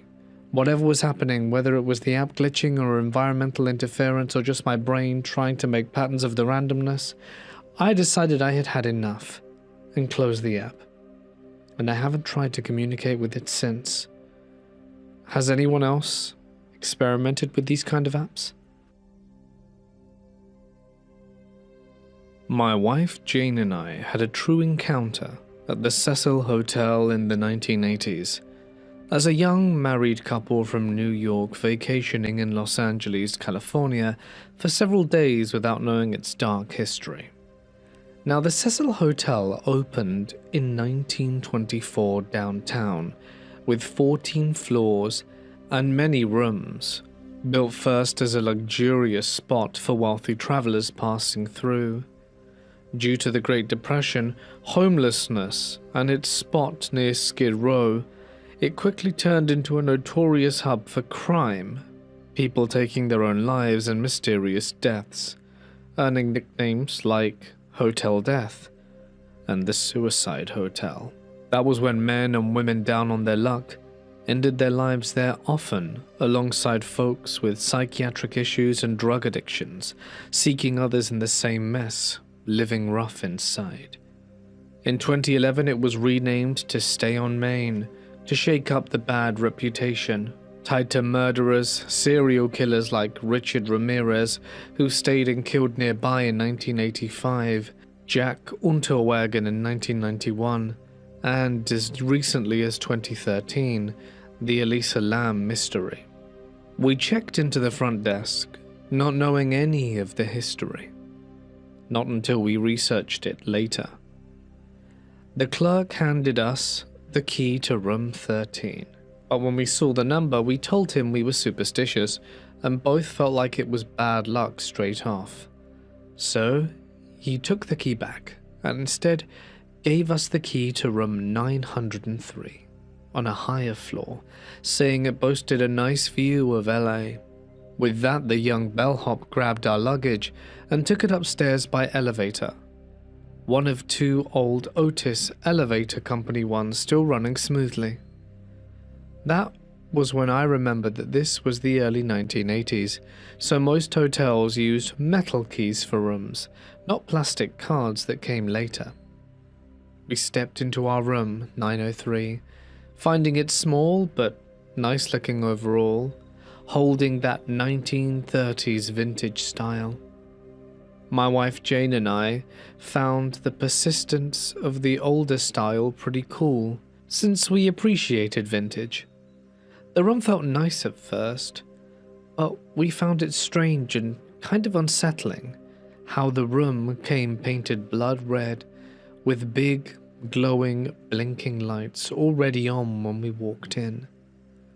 That was when Jane turned them off quickly, unable to handle the eerie blink going constantly, as neither of us were able to handle the eerie blink consistently. The first night and day at the Cecil Hotel passed fine, without a single odd thing crossing our minds or sleep. The night after that, when we were in bed, I saw Jane tossing and turning restlessly until she woke up with a start, sitting right up, holding her neck in fear of shaking. So she told me she felt hands around her neck that were tight, like someone was trying to choke her while she slept deeply there. I knew she was not joking around, from the real fear in her eyes was staring wide back at me. That's when I hugged her close and told her everything would be fine. Now, I'm not psychic, but I have a good sixth sense about places, and something about the hotel seemed a bit off from the moment I arrived. Jane and I went back to sleep after calming down. We were only asleep about an hour or so, when a rattling hit our door like someone was trying to break inside. I woke up fast and approached the door steadily, looking out the peephole, finding no one standing in the hallway. That was when, just as I turned back to bed disappointed, I saw a hotel bellboy in vintage uniform come down the hall through the peephole. Red hat, red coat, and then he turned the corner and was out of sight. I got out of the room quickly, still in pajamas, wanting to complain to him about all the noise outside our door so late, and when I turned the corner, there was no bellboy anywhere down the empty passage. That's when I knew it sounded far-fetched and crazy even to me, and I planned not to tell my wife after her choking scare. But since she faced that mysterious spirit in bed, it did not seem so wild to share what passed my view, and I told her of the phantom bellboy. We agreed that if anything else out of the ordinary happened, we would check out first thing in the morning. Our next couple of days at the Cecil Hotel were fine and without trouble, and on our last night there, after a nice dinner out, we returned, putting the hotel key in the door, opening it, and being shocked to see a young female pacing inside our room. She appeared to be in her late 20s with blue eyes and long golden hair, and looked like she was waiting for someone to arrive. We couldn't hear a sound come from her mouth, but her lips were moving. That's when she suddenly opened her eyes wide, terrified, and before we knew it, was gone, vanished completely. My wife and I could not make heads or tails of the situation, but decided to sleep there and check out of the hotel in the morning. While in bed, we started to hear faint sounds of a couple arguing. It was in the walls. The man sounded older and tough, and the female sounded young and sweet, crying. That was when we heard the slapping sounds, and then a knock at what sounded like the next door over, of a young bellboy asking if everything was all right, and that there was a lot of noise. We heard an angry, gruff man's voice reply that everything was fine. The arguing continued after the bellboy left, and then a huge crash of the window breaking, like someone trying to jump out of it. We think it was the young lady's spirit fretting earlier, And this was a replay of the horror she endured and the manner of which she decided to leave our world. We checked out first thing in the morning. My wife Jane and I researched New York City Library, finding the story of a young lady who jumped to the 9th floor and was 27 years old, Miss Pauline Otten, in October of 1962, arguing with her estranged husband Dewey, landing on innocent 65-year-old transient George Gianni, killing both instantly. So police first assumed it was a suicide pact, but he had his hands in his pockets, so it was unlikely. All in all, it was a creepy experience, and we never went back to that place. In my life, I have reluctantly had random occurrences of seeing, sensing, and hearing from or dreaming about people who have died. It's jarring and unwelcome. I won't share every experience here, but I will open up about my recent predicament that I'm seeking guidance on. We brought a lovely home from a couple that chose us for the property because of our environmental and farming values. The man built it by hand when he was in his 20s, now in their 70s, and they had to move closer to services since his dementia was progressing. He died this February. His wife and I had written to each other over the 5 years of living here. She invited us to the funeral so that we could learn more about the incredible person who built our house. At the service, the wife told a story that she saw her husband's form in their living room a few days after his death, staring at her and looking at peace. It was very heartfelt and real to her. Recently, I have seen an occasional form in our home that I often confuse with being my husband. I have seen a cat here since we've moved in, and we joked that when this man died, he'd visit the home. Well, it is clearly now the case. Any guidance? I always shut myself off when I feel or see a spirit, but this was a good man. Does anyone have any guidance? I really would like this man to move on. Mortis Media. Good evening all and welcome. A prominent member of our community, Scooby, has recently suffered a truly devastating personal tragedy. I hope you can join me in the comments section wishing her well, and I'd like to let you know, Scooby, that we're all here for you if you need us. And to Maltese Mike, I hope your recovery goes well. But for now, it's time to get comfortable and let the darkness take control. Okay, so before I start this story, I would like to give you some context. I grew up in a town called Luther, Michigan, in the middle of Manistee Forest. I'm talking about a population of 300 people. I lived with my grandpa at the time, and we lived in a small one-bedroom cabin that he built deep in the woods. And to even get to it, you needed to drive down a 2-mile two-track. So needless to say, unless you knew who my grandpa is or your family, no random person is going to accidentally walk into our front yard out there. So, now that I painted the picture, let me tell you the story. I must have been about 7 or 8 years old or so. As I said, it was a small one-bedroom cabin. So my bedroom was actually the living room, and we had this giant window looking out to the front area of the house. During the day, you could see the driveway, the shed, my grandpa's project cars and trucks, and various farm stuff we had. But at night, it was pitch black, like someone had put a dark blanket over the entire house.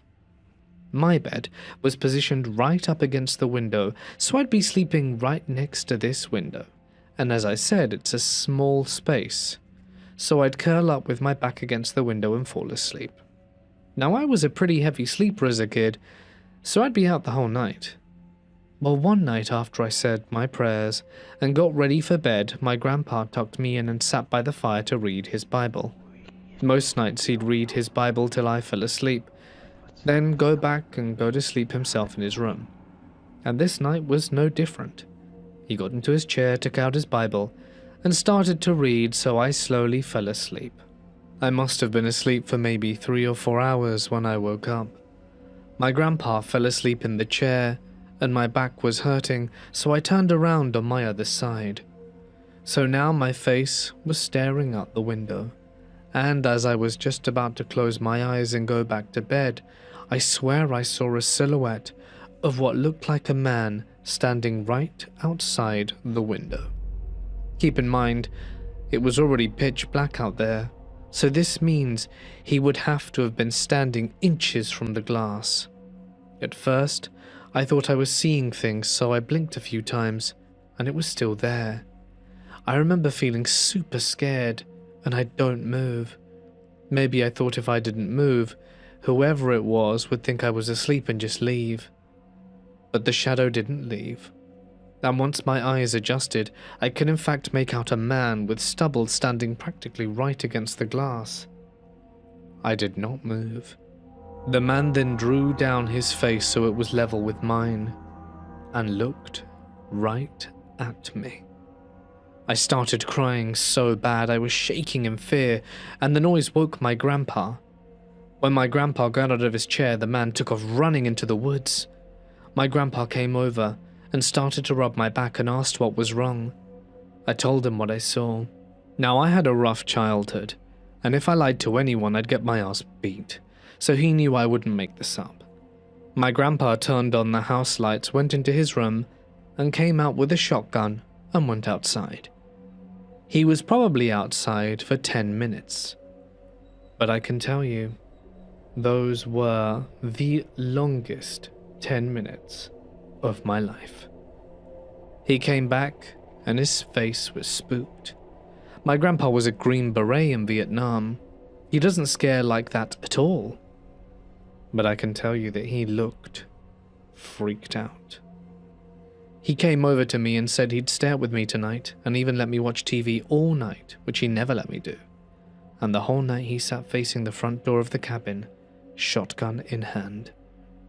When morning came, the first thing he did was put curtains up all over the walls. Then we went outside. Sure enough, there were footprints in the dirt, leading out into the deep woods. After that, I wasn't allowed to play in the woods alone anymore, and Grandpa moved my bed away from the woods. Now, about a week or so later, my grandpa was watching the news after dinner, and there was a story about a recently escaped prisoner that was found near the Becky Trail outside Luther. The 2 tracks that led to my cabin were the Becky Trail.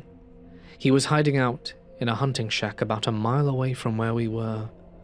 To this day, being left alone in the woods at night scares the ever-loving crap out of me. I'm a 24-year-old woman, and not long ago I went through a divorce that forced me to leave Orlando and move with my 2 young boys to my family's farm, about 18 miles outside of Valdosta, which you can say qualifies as the middle of nowhere. I had never dealt with anything truly frightening before, and at the time, I believed I was stepping into a slower life pace. The house we moved into had been in my family for years, but it was in rough shape, an enormous aging farmhouse with 8 bedrooms and a separate mother-in-law suite. Most of it honestly was untouched and needed serious work. When we first arrived, only 2 rooms were livable, and over the next 9 months we slowly worked through the rest, cleaning, repairing, and trying to make it feel like home. The layout of the house was unusual, built in a wide U-shape with a courtyard in the center, and I chose a bedroom that faced inward towards that enclosed space, thinking it would be the safest spot for me and my boys. One of the first things our neighbor across the street, called Jay, did was help fence in that courtyard so my kids could play without wandering too far. At the time, it felt like a kindness that I would never be able to repay. From the beginning, Jay made himself part of our daily lives, always appearing while he was supposedly tending to his animals across the road, offering help with repairs, tools, or anything else we needed. He came by almost every day, and over time I came to see him as nothing more than a generous, middle-aged neighbor, someone reliable. He refused payment most of the time, brushed off any attempt I made to compensate him, and never once gave me a reason, at least on the surface, to feel uncomfortable, because of how secluded the house was, set far back from the road, with my bedroom window facing that fenced courtyard. I didn't even bother putting up curtains in my bedroom or bathroom. It never crossed my mind that anyone would or could be watching. The first crack in that sense of safety came from something so small I almost ignored it completely. One afternoon, while my son was playing under the carport, Jay pulled into the driveway and looked at my car. And before he even made it over, my oldest casually told me, "I saw him under our window last night." The comment stopped me for a moment, but I brushed it off, assuming he had seen Jay near the property line where the horse pasture was visible from the kitchen window. Later that night, when I asked him about it again, he insisted he had seen someone outside, but I convinced myself there must have been a logical explanation. Looking back, I realized I wanted to believe in the version of Jay that I had already created in my head, so I ignored what didn't fit. Other things happened too, things that felt strange but not alarming enough on their own to trigger real fear. One day I came home and found my favorite candy sitting in the fridge, and my mum mentioned she must have told Jay something about it in passing. Then for weeks I received flowers every Friday from an anonymous sender. I assumed it was either my ex-husband or my boyfriend at the time, but neither of them would admit to it. My boyfriend even joked that maybe it was Jay. But then I laughed it off because the idea seemed ridiculous. One afternoon, I came home from school to find Jay working on my car under my carport while my mum watched the boys. He told me he found the issue with my air suspension and asked if I wanted to see it, so I leaned over the hood to look. As I did, he stepped back, and when I turned around, I noticed he was holding an old flip phone, one of those early models with a camera. I made a joke about how outdated it looked, and he just smiled. Later that evening, my mum told me she thought she saw him take a picture of me in that moment, but I dismissed it immediately. It sounded paranoid, and I wasn't ready to admit that anything was wrong. A few weeks later, everything changed.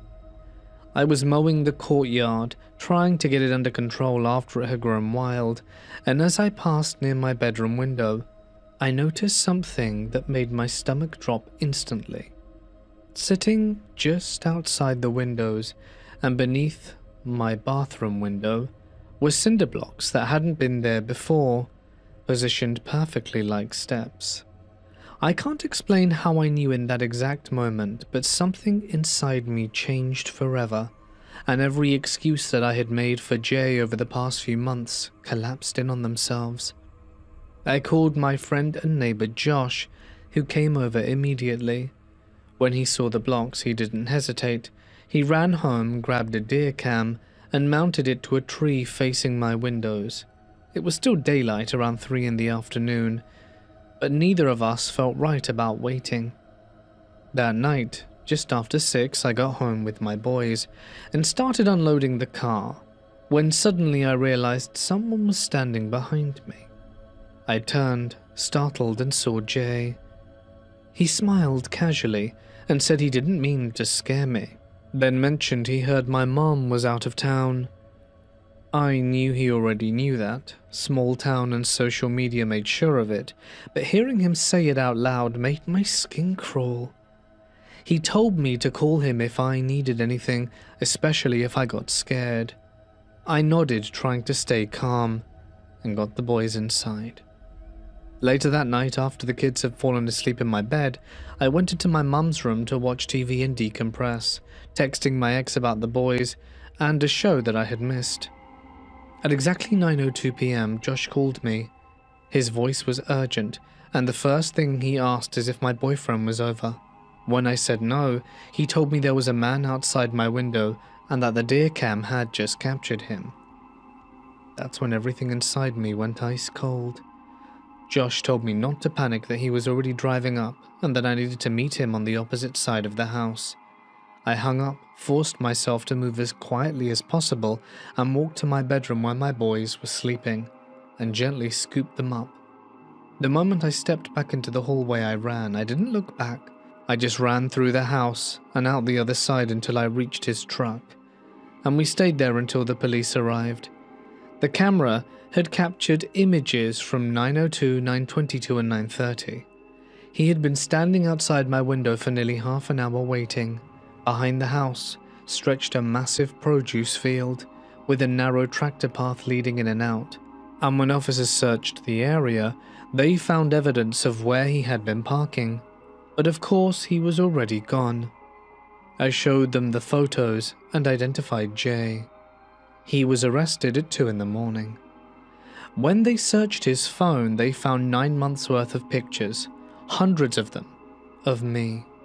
Mowing, playing with kids, standing in my kitchen, inside my bathroom, even sleeping. Moments I didn't know anyone was watching. Moments that were supposed to be private. The image that stayed with me the most was one taken while I was bent over the hood of my car. He hadn't been helping me. He had been perving. After he was arrested, things got even worse.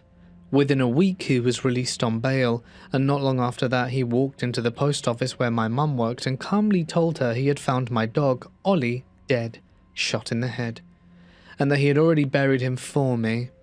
That way he said it so casually, almost like he expected gratitude. Ollie had loved him. Jay had spent months gaining his trust, bringing treats and leftovers, even carrying him around and talking to him, taking him along when he went to feed the animals. Ollie would run up to him, jump into his arms without hesitation. Thinking about that now and how my dog must have felt in those final moments, confused and trusting, makes me feel sick. The police searched his property and found where he had buried him, covered carefully with concrete and a rock. He was charged again, this time with animal cruelty on top of everything else. Despite it all, stalking, trespassing, being a peeping Tom, the photos, and killing my dog, he only received 5 years of probation and a restraining order.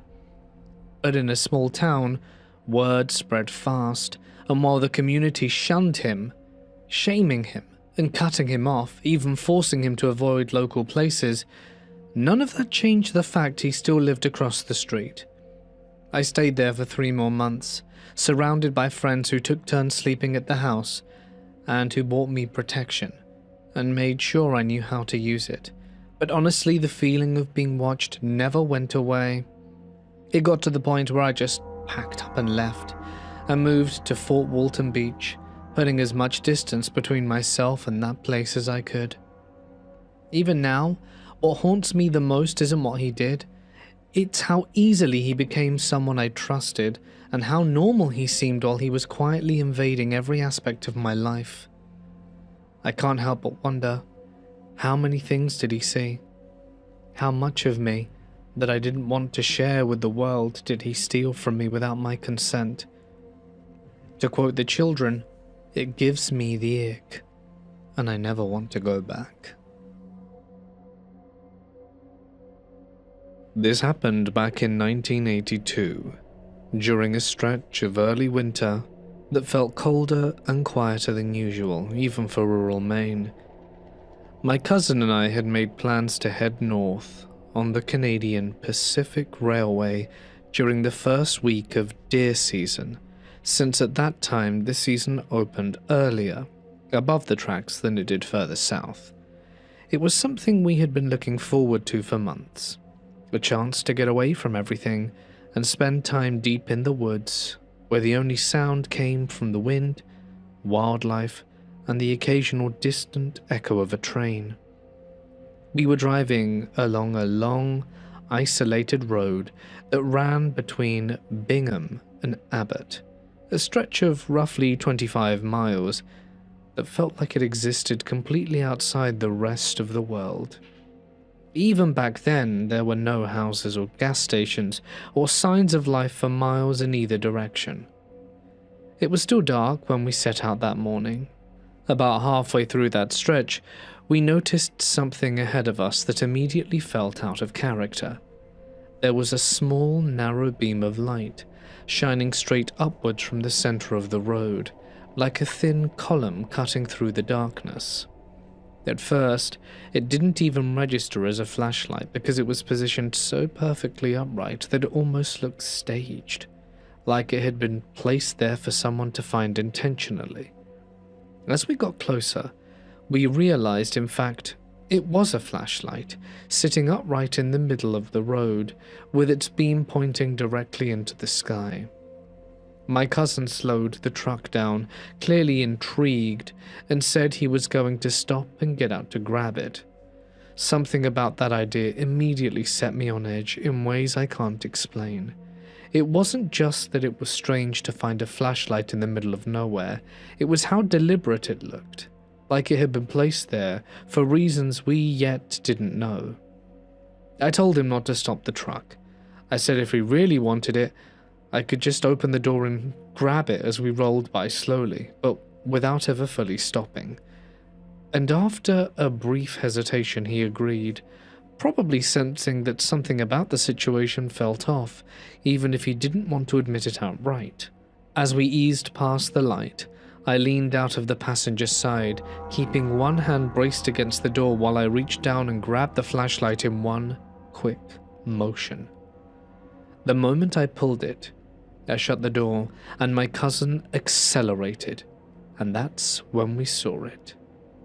Almost immediately after we passed the spot, lights began appearing on both sides of the road behind us. Several scattered along the tree line where moments before there had been nothing but inky darkness. I turned around in my seat. There were people standing on both sides of the road, partially hidden among the trees, each holding a light. They hadn't been visible at all until we passed the flashlight, and now they were just watching us. My cousin slowed down for a second, almost like he couldn't believe his eyes. We both stared back at them through the rear window. None of them moved towards the road, and none of them tried to stop us. But the way they stood there spaced out and waiting made it clear that something nefarious had been planned. And if it wasn't for our quick grab-and-go maneuver, they very well would have ambushed us.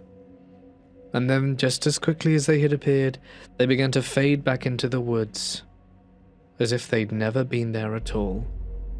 Neither of us made any comments about it after that. My cousin pressed the gas and kept driving, and we didn't stop anywhere along that road for the rest of the trip. The flashlight sat on the floor beneath us, still on. I've thought about that moment many times over the years. I know it was some kind of setup. They wanted to stop someone in the middle of nowhere, hoping they'd get out of the truck, distracted and exposed, assuming there was no one else out there. Only to steal the truck at best, or do something far more insidious at worst. A story on the news, no doubt. Someone driving in the middle of nowhere with their truck left. That is, of course, the best case scenario, and them disappeared. Who really knows, though?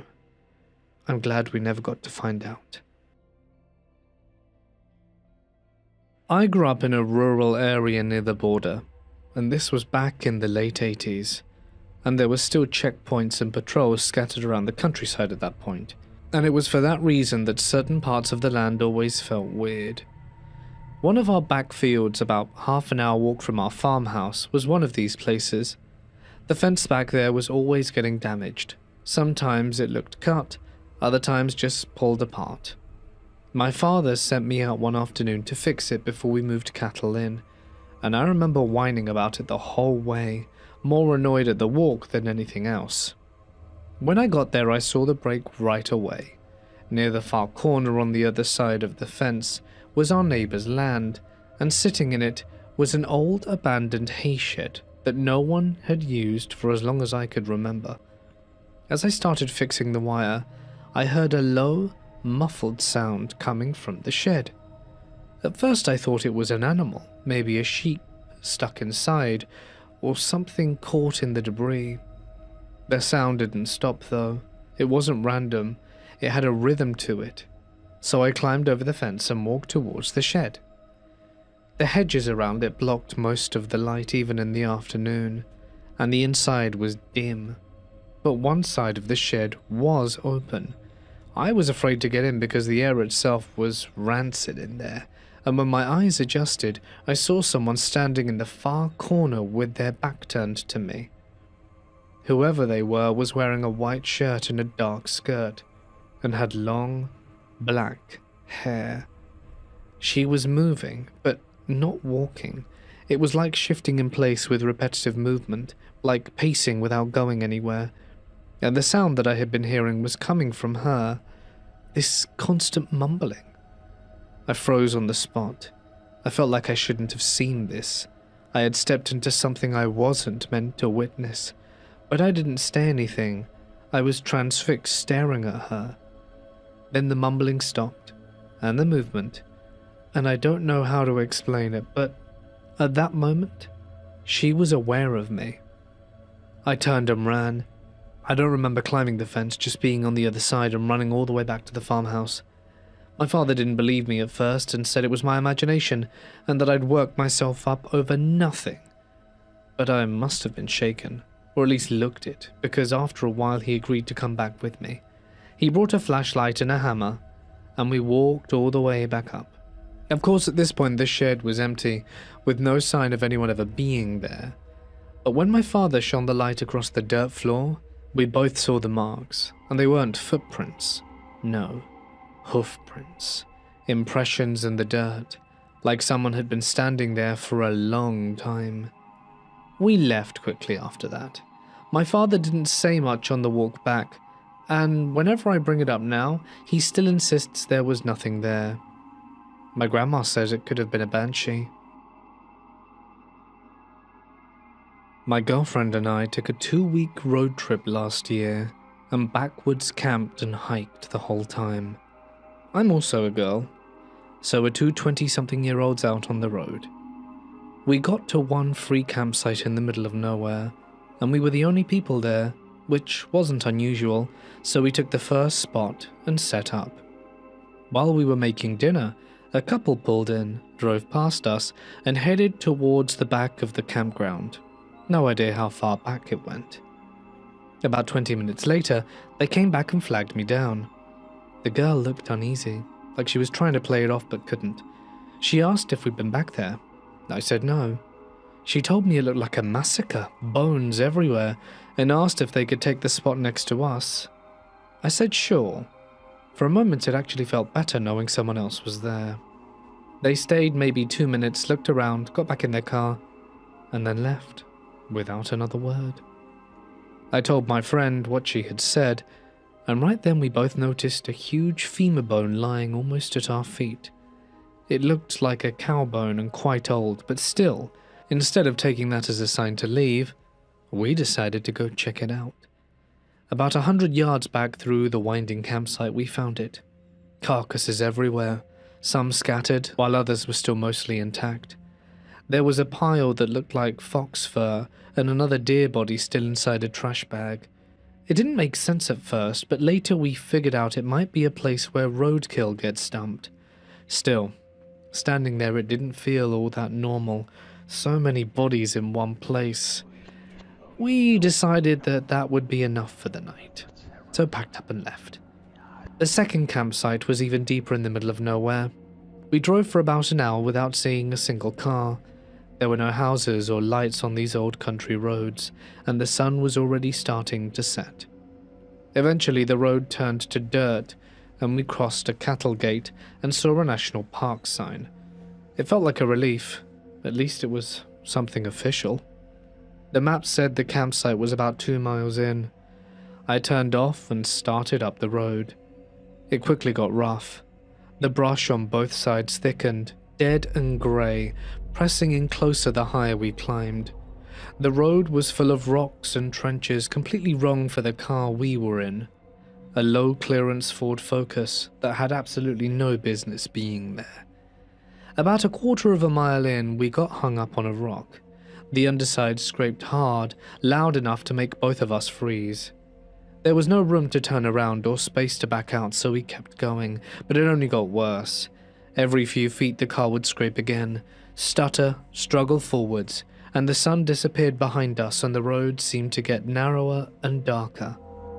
The brush looked lifeless, almost skeletal in the fading light, and we just focused on getting through it without saying much. After what felt like forever, we reached the top. The campsite was barely anything, a tiny clearing maybe 10 feet across surrounded by dead brush, and right in front of us a cliff that drove off into total darkness. We sat there, neither of us wanted to get out. It didn't feel like a place people stayed, and decided to leave immediately. Turning our car around on that tiny patch, with the cliff inches away, took everything we had. Once we got pointed back down, we crept down the road as slowly as possible, and every scrape and jolt making it worse. The damage to the car, all for turning around. At some point, probably halfway, I noticed how quiet it had gotten. Not just the absence of animals, but the no wind or insects or anything. And that's when I saw off the side of the road, between the dead brush. At first I thought it was just a shape, but it didn't move like a plant. It was tall. A few moments later, my friend shifted in her seat, like she had seen it too, but didn't want to confirm it. We didn't look directly at it, but as we kept going I had this growing feeling that we weren't passing it. It was keeping its pace. Every time the headlights swept across the brush, there was the suggestion of it again. Closer, reappearing where it shouldn't have been able to get to that fast. By the time we reached the bottom and crossed the cattle gate, both of us were gripping our seats so hard our hands hurt, and neither of us spoke until we hit the paved road. We drove for 2 more hours straight to the nearest town, and ended up sleeping in a Walmart parking lot. Neither of us brought it up that night. The next morning while we were getting ready to leave, my friend finally said something. She asked if I had seen it, and I said I had. She went quiet for a moment, and then said something. She said the first time she noticed it, it wasn't off the road. It was standing behind the car in the middle of the trail when we stopped at the top, watching us before we even turned around. And when we started driving down, she said she looked back one last time through the rear window. It hadn't stayed on the hill at all, but followed us down. Last weekend we were camping up in northern Maine, Baxter State Park, and I had a really weird experience. The night itself was eerie, pouring rain and lots of creepy noises. I and the 3 people I had been camping with many times are no strangers to noises or animals. Well, around 3 a.m, we were woken up by foxes screaming. Shortly after, my friends, in a separate tent, asked if we saw the light, to which I replied no, I did not see any light. I didn't think much of it and tried to close my eyes. Moments later, I heard them scurry out of their tents and into their car. I went over to chat. They were terrified. They said a light flashed 5 or 6 times directly into their tent. Again, I and my fiancée in the tent with me saw absolutely nothing, and our eyes were wide open. And our tent was positioned above in a lean-to and behind theirs. Any light at that time of night we should have seen. They were both adamant they saw the light flash from in front of their tent, which was facing the back of the campground and no road/people for miles. We got in the car and drove around until sunrise. The next morning we investigated. We went to the area where the light came from and there were no trails or camps or nothing. I even looked at the map to see if there could have been a car in the distance. But no. Then we saw something concerning. At the back of the campsite there was a small hill leading into the woods. There was a rat dug in the ground, looking fresh, and looking as if someone dug it out with a boot. It was the size of a shoe, maybe bigger. With the wind and rain, if it was older than the previous night, it should have had leaves blown in or around it. Anyway, we were spooked. It was just odd. I've never had anything like this happen. Does anyone have any ideas on what it might have been? This story has stuck with me for years. Back when I was studying with a friend in a remote part of the Andes in southern Peru, his family owned a stretch of land that used to sit near old silver and tin workings from decades ago. Most of the mines had been abandoned long before either of us were born, but locals still talked about them. Well, one afternoon, we took a couple of horses out to ride along the hills to kill time. The terrain out there is made of dry glass and scattered rock. You don't see another person for miles. Eventually, we spotted a ridge that looked like it would give a decent view of the valley, so we rode up towards it.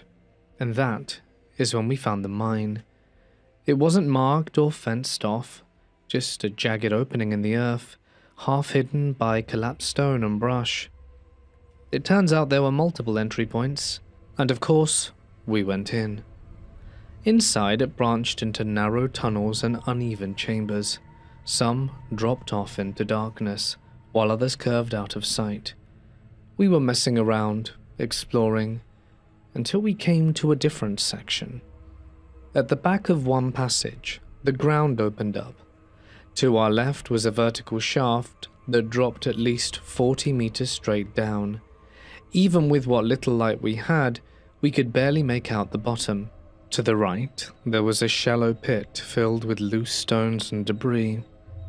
Lying, half buried in the rocks, was a crude human shape. It was an effigy made from tightly wound strips of clear plastic. It was shaped just enough to be unmistakable. Around its waist was tied a strip of blue fabric. It looked like it had been torn from a miner's uniform. Growing up here, you do hear that the Quechua people in the region have stories about offerings and about leaving things behind in places where people had suffered. I'm not saying I fully believed it, but standing there looking at it, I was feeling quite unnerved. I didn't touch the thing. I just scrambled out of the pit as quickly as I could and nearly slipped on some of that loose rock I mentioned. Well, after a few minutes of trying to laugh it off, we decided to circle around and check the lower levels of the mine. There was another entrance further down the slope that led to the base of that vertical shaft we'd seen from above. Getting there took longer than expected, and by the time we found the opening, the light was already starting to fade. Inside, it was colder, and we followed the tunnel until it opened into a wider chamber, and then we realized exactly where we were. We were standing at the bottom shaft, and directly beneath it, there was a large, dark stain spread across the ground. Even in the low light, you could tell it wasn't just dirt. It covered a wide area, maybe 2 meters across, and soaked deep into the earth and rock. Scattered around it were scraps of blue fabric, similar to the kind around the effigy, and bones. Not a full skeleton, just fragments and shapes half buried in dust, but neither of us said anything. We had very little light, and were rather spooked by the scene, so we hightailed it out of there and never returned. We got out as fast as we could, barely speaking until we were back outside and on the horses once more. On the ride back, my friend finally confided something. He told me that some locals believed the place to be cursed, and they made offerings to transfer something onto someone else.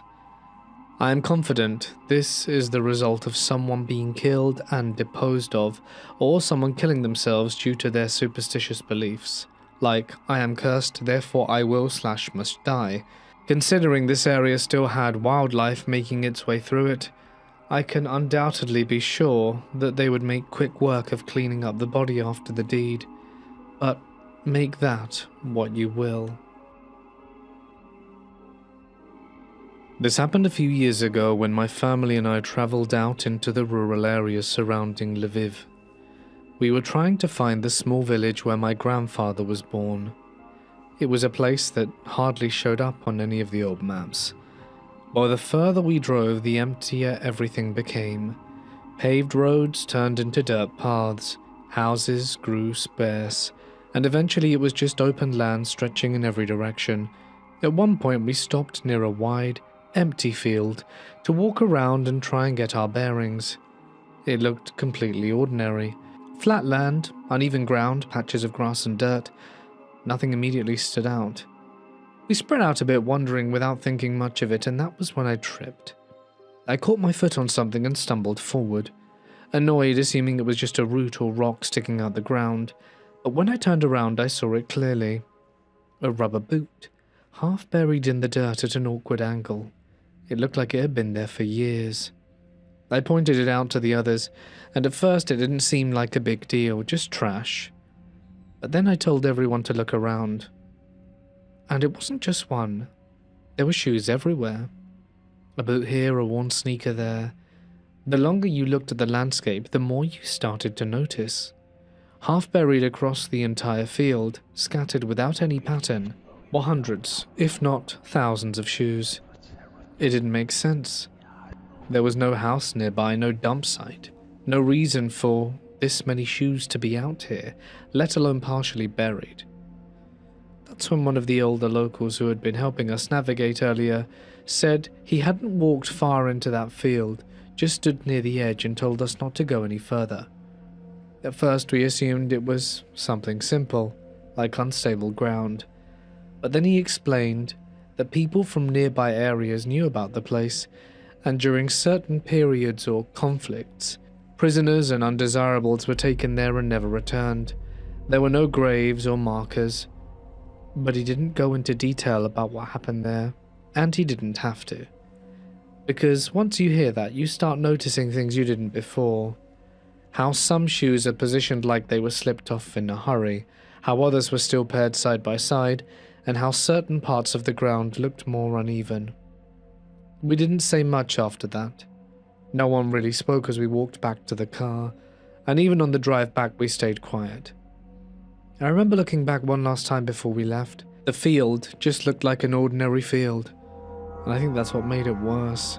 Nothing about it warned you what had happened there. This happened years ago. We were in a convoy of tourist vans heading back from a day tour in Palenque, making the long mountain drive towards San Cristobal de las Casas. The tour had run quite late, as they sometimes do, and by the time we left the ruins it was already getting dark. By the time we were deep in the mountains it was pitch black. There were 4 vans in total, spaced out along the winding road, each one packed with tired tourists. Most people had started off chatting or dozing, but as the road climbed higher and the jungle thickened around us, and phones lost signal as well as GPS, everyone started to feel sleepy and quiet. Even the driver seemed to rely purely on memory as the road twisted through the mountains, with no lights or signals.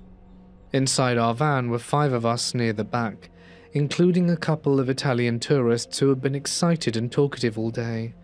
By this point they had gone quiet, occasionally glancing out the window like they were expecting to see something move out there. Then the first van braked, and the ripple effect followed, each van slowing one after another until we were crawling forwards, but none of us could see why. And then headlights stretched a little further down the road, and that's when we saw dozens of people. By the time we rolled closer, it became clear that there weren't 10 or 20, there were nearly 100 men lining the road. They stood on both sides, stretching far beyond what our headlights could fully illuminate, all of them dressed in dark clothing with their faces covered, wielding a long wooden stick or something similar. They weren't grouped together like a crowd, but spaced out, forming a corridor through the mountain. We were all quiet. One of the Italians asked, "What is this?" But no one answered. The convoy slowed to a stop. Up ahead, a few of the men stepped into the road, not rushing or shouting, but positioning themselves so it was clear no vehicle could get through.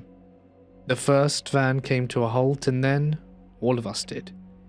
And suddenly it hit me how deep we were with no signal, surrounded on both sides by rows of silent figures that didn't move. One of the men approached the first van. You could tell from a distance how chill he was. No aggression. He went from van to van, and when he reached ours, he tapped lightly on the driver's window. The driver lowered the window, and the man spoke in a casual tone that this was their territory. He explained there was a fee for passing through. Behind him, the line of men seemed endless in the dark. Inside, the Italian couple had completely frozen, and one of them kept whispering that this was not okay. No one argued, money was exchanged, and we left. As we passed the last of them, I looked back through the rear window. Even as the convoy moved on, they didn't disperse. They just remained, no doubt waiting for the next person to come through to ask for their fee.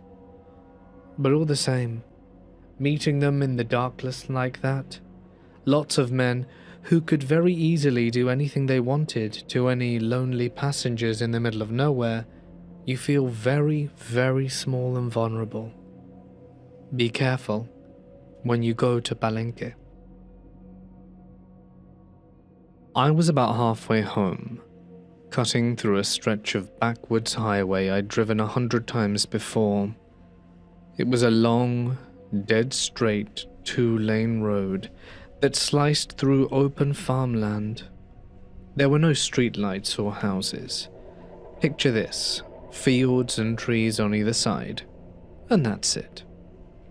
So as you can imagine, I was quite isolated, and when I noticed a light in my rearview mirror, at first I thought it was a motorcycle, as it was just a single headlight far back, barely more than a pinprick.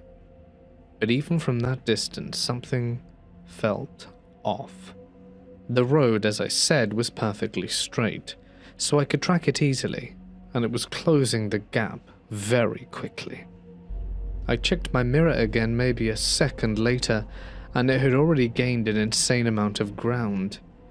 I told myself it was probably some guy on a sport bike, pushing it on an empty road, but still, I kept my speed steady, hands locked on the wheel. I thought I'd just let them pass. And as I got closer, I started to hear something I did not expect, as it was not the high-pitched whine of a motorcycle, but this deep, violent howling, like something massive being pushed past its limit. By the time it was right behind me, the noise had turned into a full-on mechanical scream, and then pulled alongside me. For a split second, it illuminated in my peripheral vision, and I saw what it was. Not a bike, not a truck. A massive old pickup that was completely wrecked and only had one working headlight, and even that was pointing off at a crooked angle, shining uselessly towards the ditch up on the trees. The entire front end was crushed inwards, metal, folded and twisted like something heavy had slammed into it at full speed. The grille was bent into an unnatural shape. For a moment, I thought I saw something dark smeared across the hood. The engine sounded like it was seconds away from exploding. Smoke poured from under the hood. I couldn't see the driver's face, just the vague outline of someone hunched over the wheel. It blasted past me like I wasn't even moving. I instinctively eased off the gas, heart hammering, watching it disappear ahead of me. The crooked beam of that single headlight bounced wildly as it sped down the road. Within seconds, it was just a distant erratic glow, and then it was gone. I sat there for a moment, barely breathing, trying to process what I had just seen. The smell of burnt oil and something metallic lingered in the air after it had gone. I told myself it had just been some idiot who wrecked their truck and was trying to get away before anyone noticed. But then, there was no way a truck should have been able to move like that, let alone run. Not at those speeds, not in the condition it was in. The next morning, out of pure curiosity, I checked the local news. There had been a crash reported not far from that same stretch of road. Multiple vehicles and several people had died. Witnesses said the truck responsible fled the scene before emergency services even arrived. They described it as an older, oversized pickup truck. Guess I know who I saw that night. I'd like to start by saying that I'm a 19-year-old woman. and my fiancée, who is also 19, are genuinely terrified right now. And this situation has been building over time with multiple incidents that continue to escalate. We recently moved into my grandparents' old trailer, which is a double-wide sitting deep in the woods with only 3 other trailers scattered somewhere nearby, far enough that you do not really see or hear anyone, unless you are looking for them. And while he is completely new to the area, I have known this place since I was a kid. So at first I felt somewhat comfortable being here, despite how isolated it is, especially since the rent is cheap, and we have the entire place to ourselves without anyone bothering us. It had been about a month since he moved in when things first started happening, and I honestly thought he was just letting his imagination get the better of him when he told me he saw something run past the back window late one night, because living out in the woods means you are going to see animals from time to time, and it is easy to mistake shadows or movement in the low light for something more than it really is. However, that doubt disappeared the moment I saw it for myself, which happened while I was standing in the kitchen near the front of the trailer, right beside an entire wall of windows that were covered only by a thin, sheer curtain that you can still see through if you're paying attention. My cat, who was still just a kitten, started going crazy at the window while I was cooking.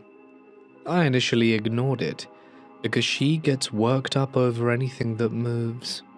But then, my fiancé walked in and immediately said, "There it is. Do you see it this time?" in a tone that made my stomach drop before I even turned to look, because the second I turned my head, I froze completely. Because whatever it was moved so fast that I only caught the back half of its body as it disappeared out of sight. And even in that brief glimpse, I could tell it was not anything normal, because it was grey, with patchy-looking fur, extremely lanky with long legs, and unnaturally quick in a way that did not match any animal I have ever seen around here. I turned back towards him, completely horrified, and even though that was the last time we actually saw it clearly, we never stopped hearing it, which somehow made everything worse. It meant something was still out there, even when we could not see it. At first I tried to convince myself it might have been a coyote, but the size and speed did not make sense, and we do not have dogs around here because the landlord does not allow them, while wolves are not a possibility either, since we live in a southern state where they are not present, which left us without any real explanation that felt grounded or reassuring. Funnily enough, the next major incident happened on Halloween night, which only made the timing feel worse. When I got home late from work around 10 in the evening, we decided to try and relax, and in the spirit of the holiday, decided to watch horror movies together in the living room, trying to ignore the uneasiness that had already been building over the past few weeks. We were about halfway through the movie when he suddenly paused it without saying anything, and when I asked him why, he just told me to be quiet in a way that immediately put me on edge, because he was clearly listening out for something. After a few moments, he brushed it off and started the movie again, saying it was probably nothing, but then I heard it too, clear as day. The unmistakable sound of our back doorknob slowly twisting, as if someone was trying to get in, even though we always kept the doors locked, especially at night. We paused the movie again and sat there listening in complete silence at the sound as it came and went, repeating just enough times to make it impossible to ignore or explain away as something random. Eventually he went back to the bedroom at the back of the trailer, which is right next to the back door, and came back with his shotgun, positioning himself near the door and waiting to see if anything else would happen. But after a few minutes of silence, he lowered the gun and came back to sit with me, clearly trying not to overreact. The second he sat down, The doorknob began twisting again, louder this time, and at this point I was in tears, because the fear had fully set in and there was no way to rationalize what we were hearing. He decided he was going to go outside and check, even though I begged him not to because the idea of whatsoever was out there being close enough to touch our door was already too much, but he refused to stay inside. So I grabbed my rifle and followed him, because I was not about to let him go out alone in the dark. We made a full lap around the trailer, checking every side carefully, but there was nothing there. No footprints, no movement or anything. After that night, things did not stop. They only became more subtle, with tapping sounds showing up on the windows and along the walls at random times, almost like something was deliberately trying to get our attention. Then last night, it escalated again, when I heard something moving on the roof.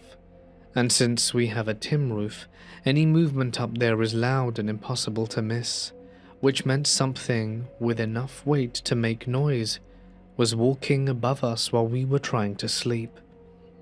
At this point we were barely sleeping at all, constantly on edge, especially once it gets dark, because every small noise feels like it could be the start of something happening again, and the stress was starting to wear us down. We tried to figure out if there was anything in the area that could explain it, and we ended up walking down one of those nearby trails where we found a clearing with a large mound that had a direct view of our back door, which immediately stood out, because that is where most of the activity had been happening. Later, I asked my little sister about it, and she told me the exact same spot was where she used to have a hideout when she was younger, which explained the mound itself, but did nothing to explain everything else that had been going on around the trailer. The activity has only gotten more frequent since then, especially the doorknob twisting at night, which now happens over and over without stopping for extended periods of time. While I was at work during a recent storm, my fiancé kept texting me non-stop, saying the lights were flickering and the noises were getting worse.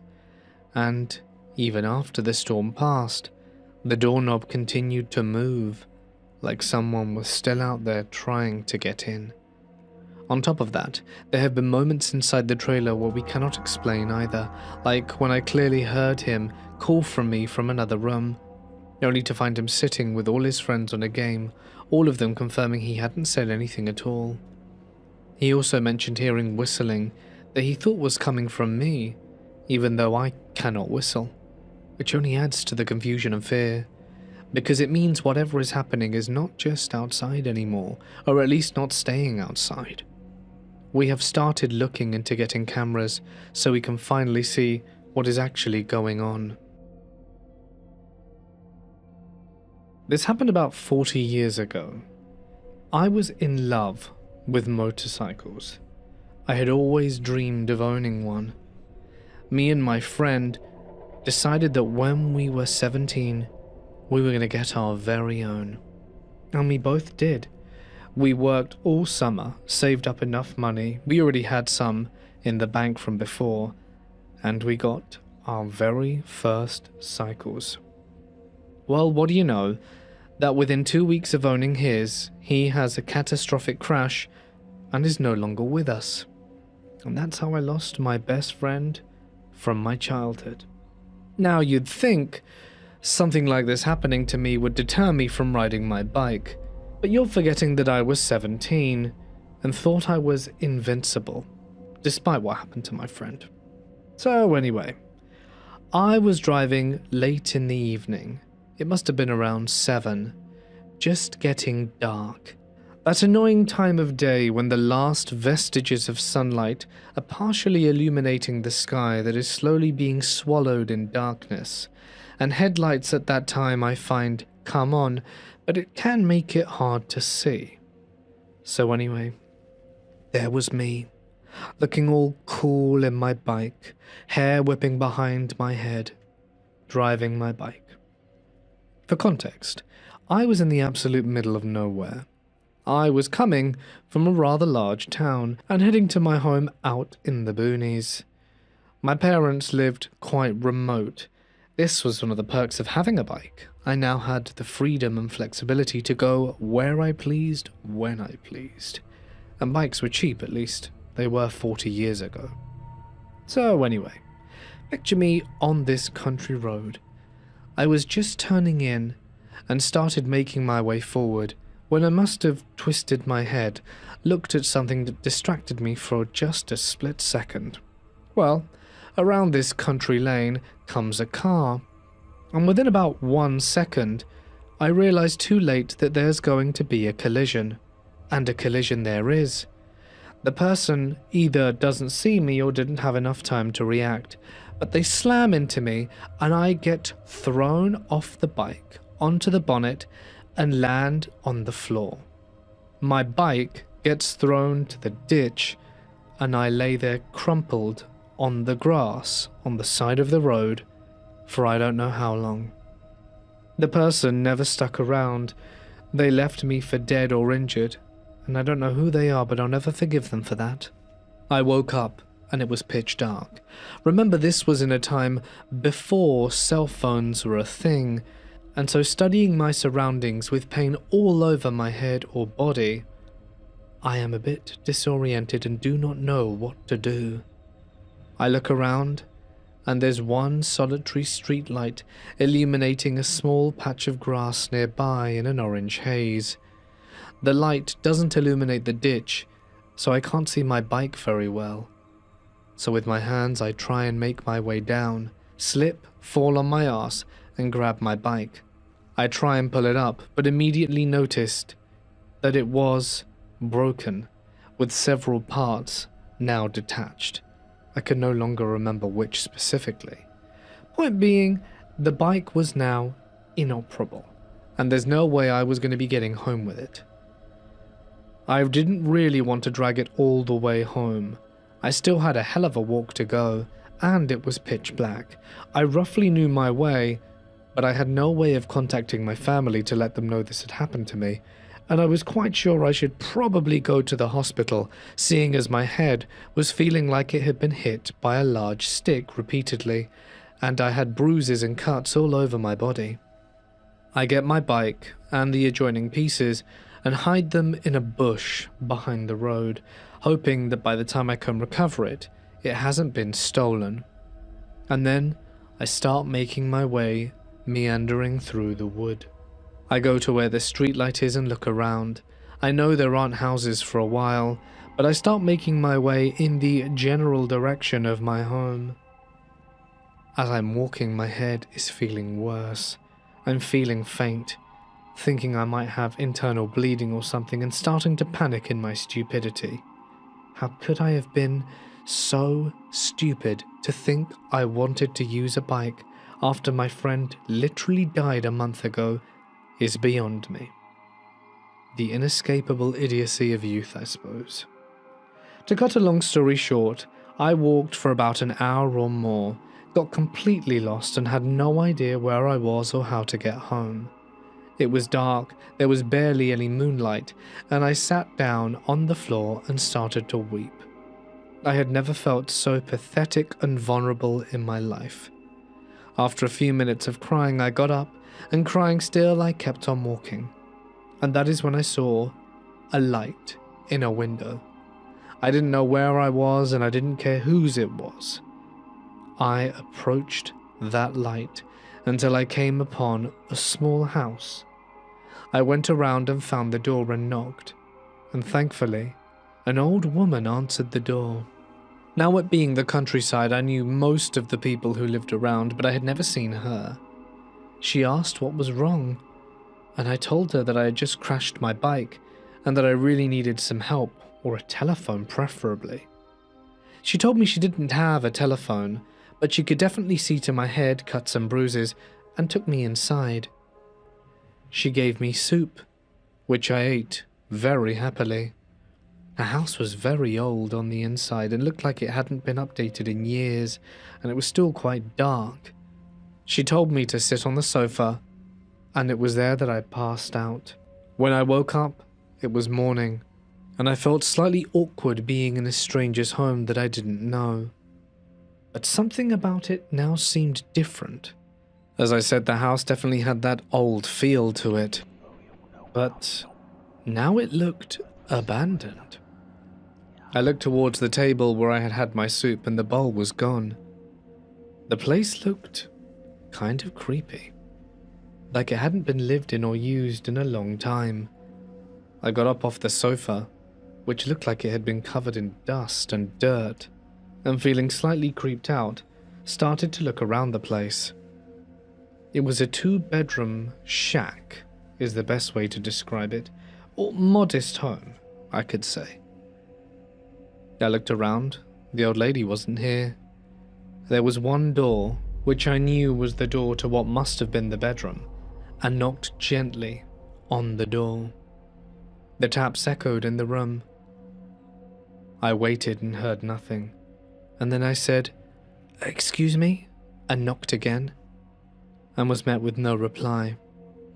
So, I twisted the handle and pushed the door open gingerly and looked inside. There was a bed in there, old, with faded blankets, but no one else was in there. I assumed the lady had left. I had told myself I'd leave her a note, but I looked around for pen and paper, but couldn't find any of it, and only just realized just how derelict and empty this place felt. I looked around one more time and told myself I'd try the light switch.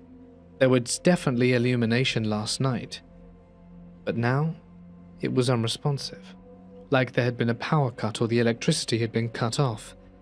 I didn't really have an explanation for that.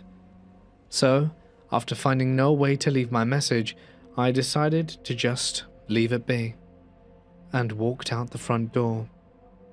I still wasn't exactly sure where I was, but after walking for a little while, I rediscovered the main road and quickly made my way back, after only an extra half an hour walk. By the time I made it home, my parents were in an absolute tizzy. They had found my abandoned bike. Turns out my dad had worried about me not coming home after hours and saw the reflection of my mirror in a bush. When he saw my bike and that I wasn't there, he assumed the worst. He had gone to visit hospitals, called the police. No one had seen me. They were just so relieved that I had come home, especially after my friend died, you know.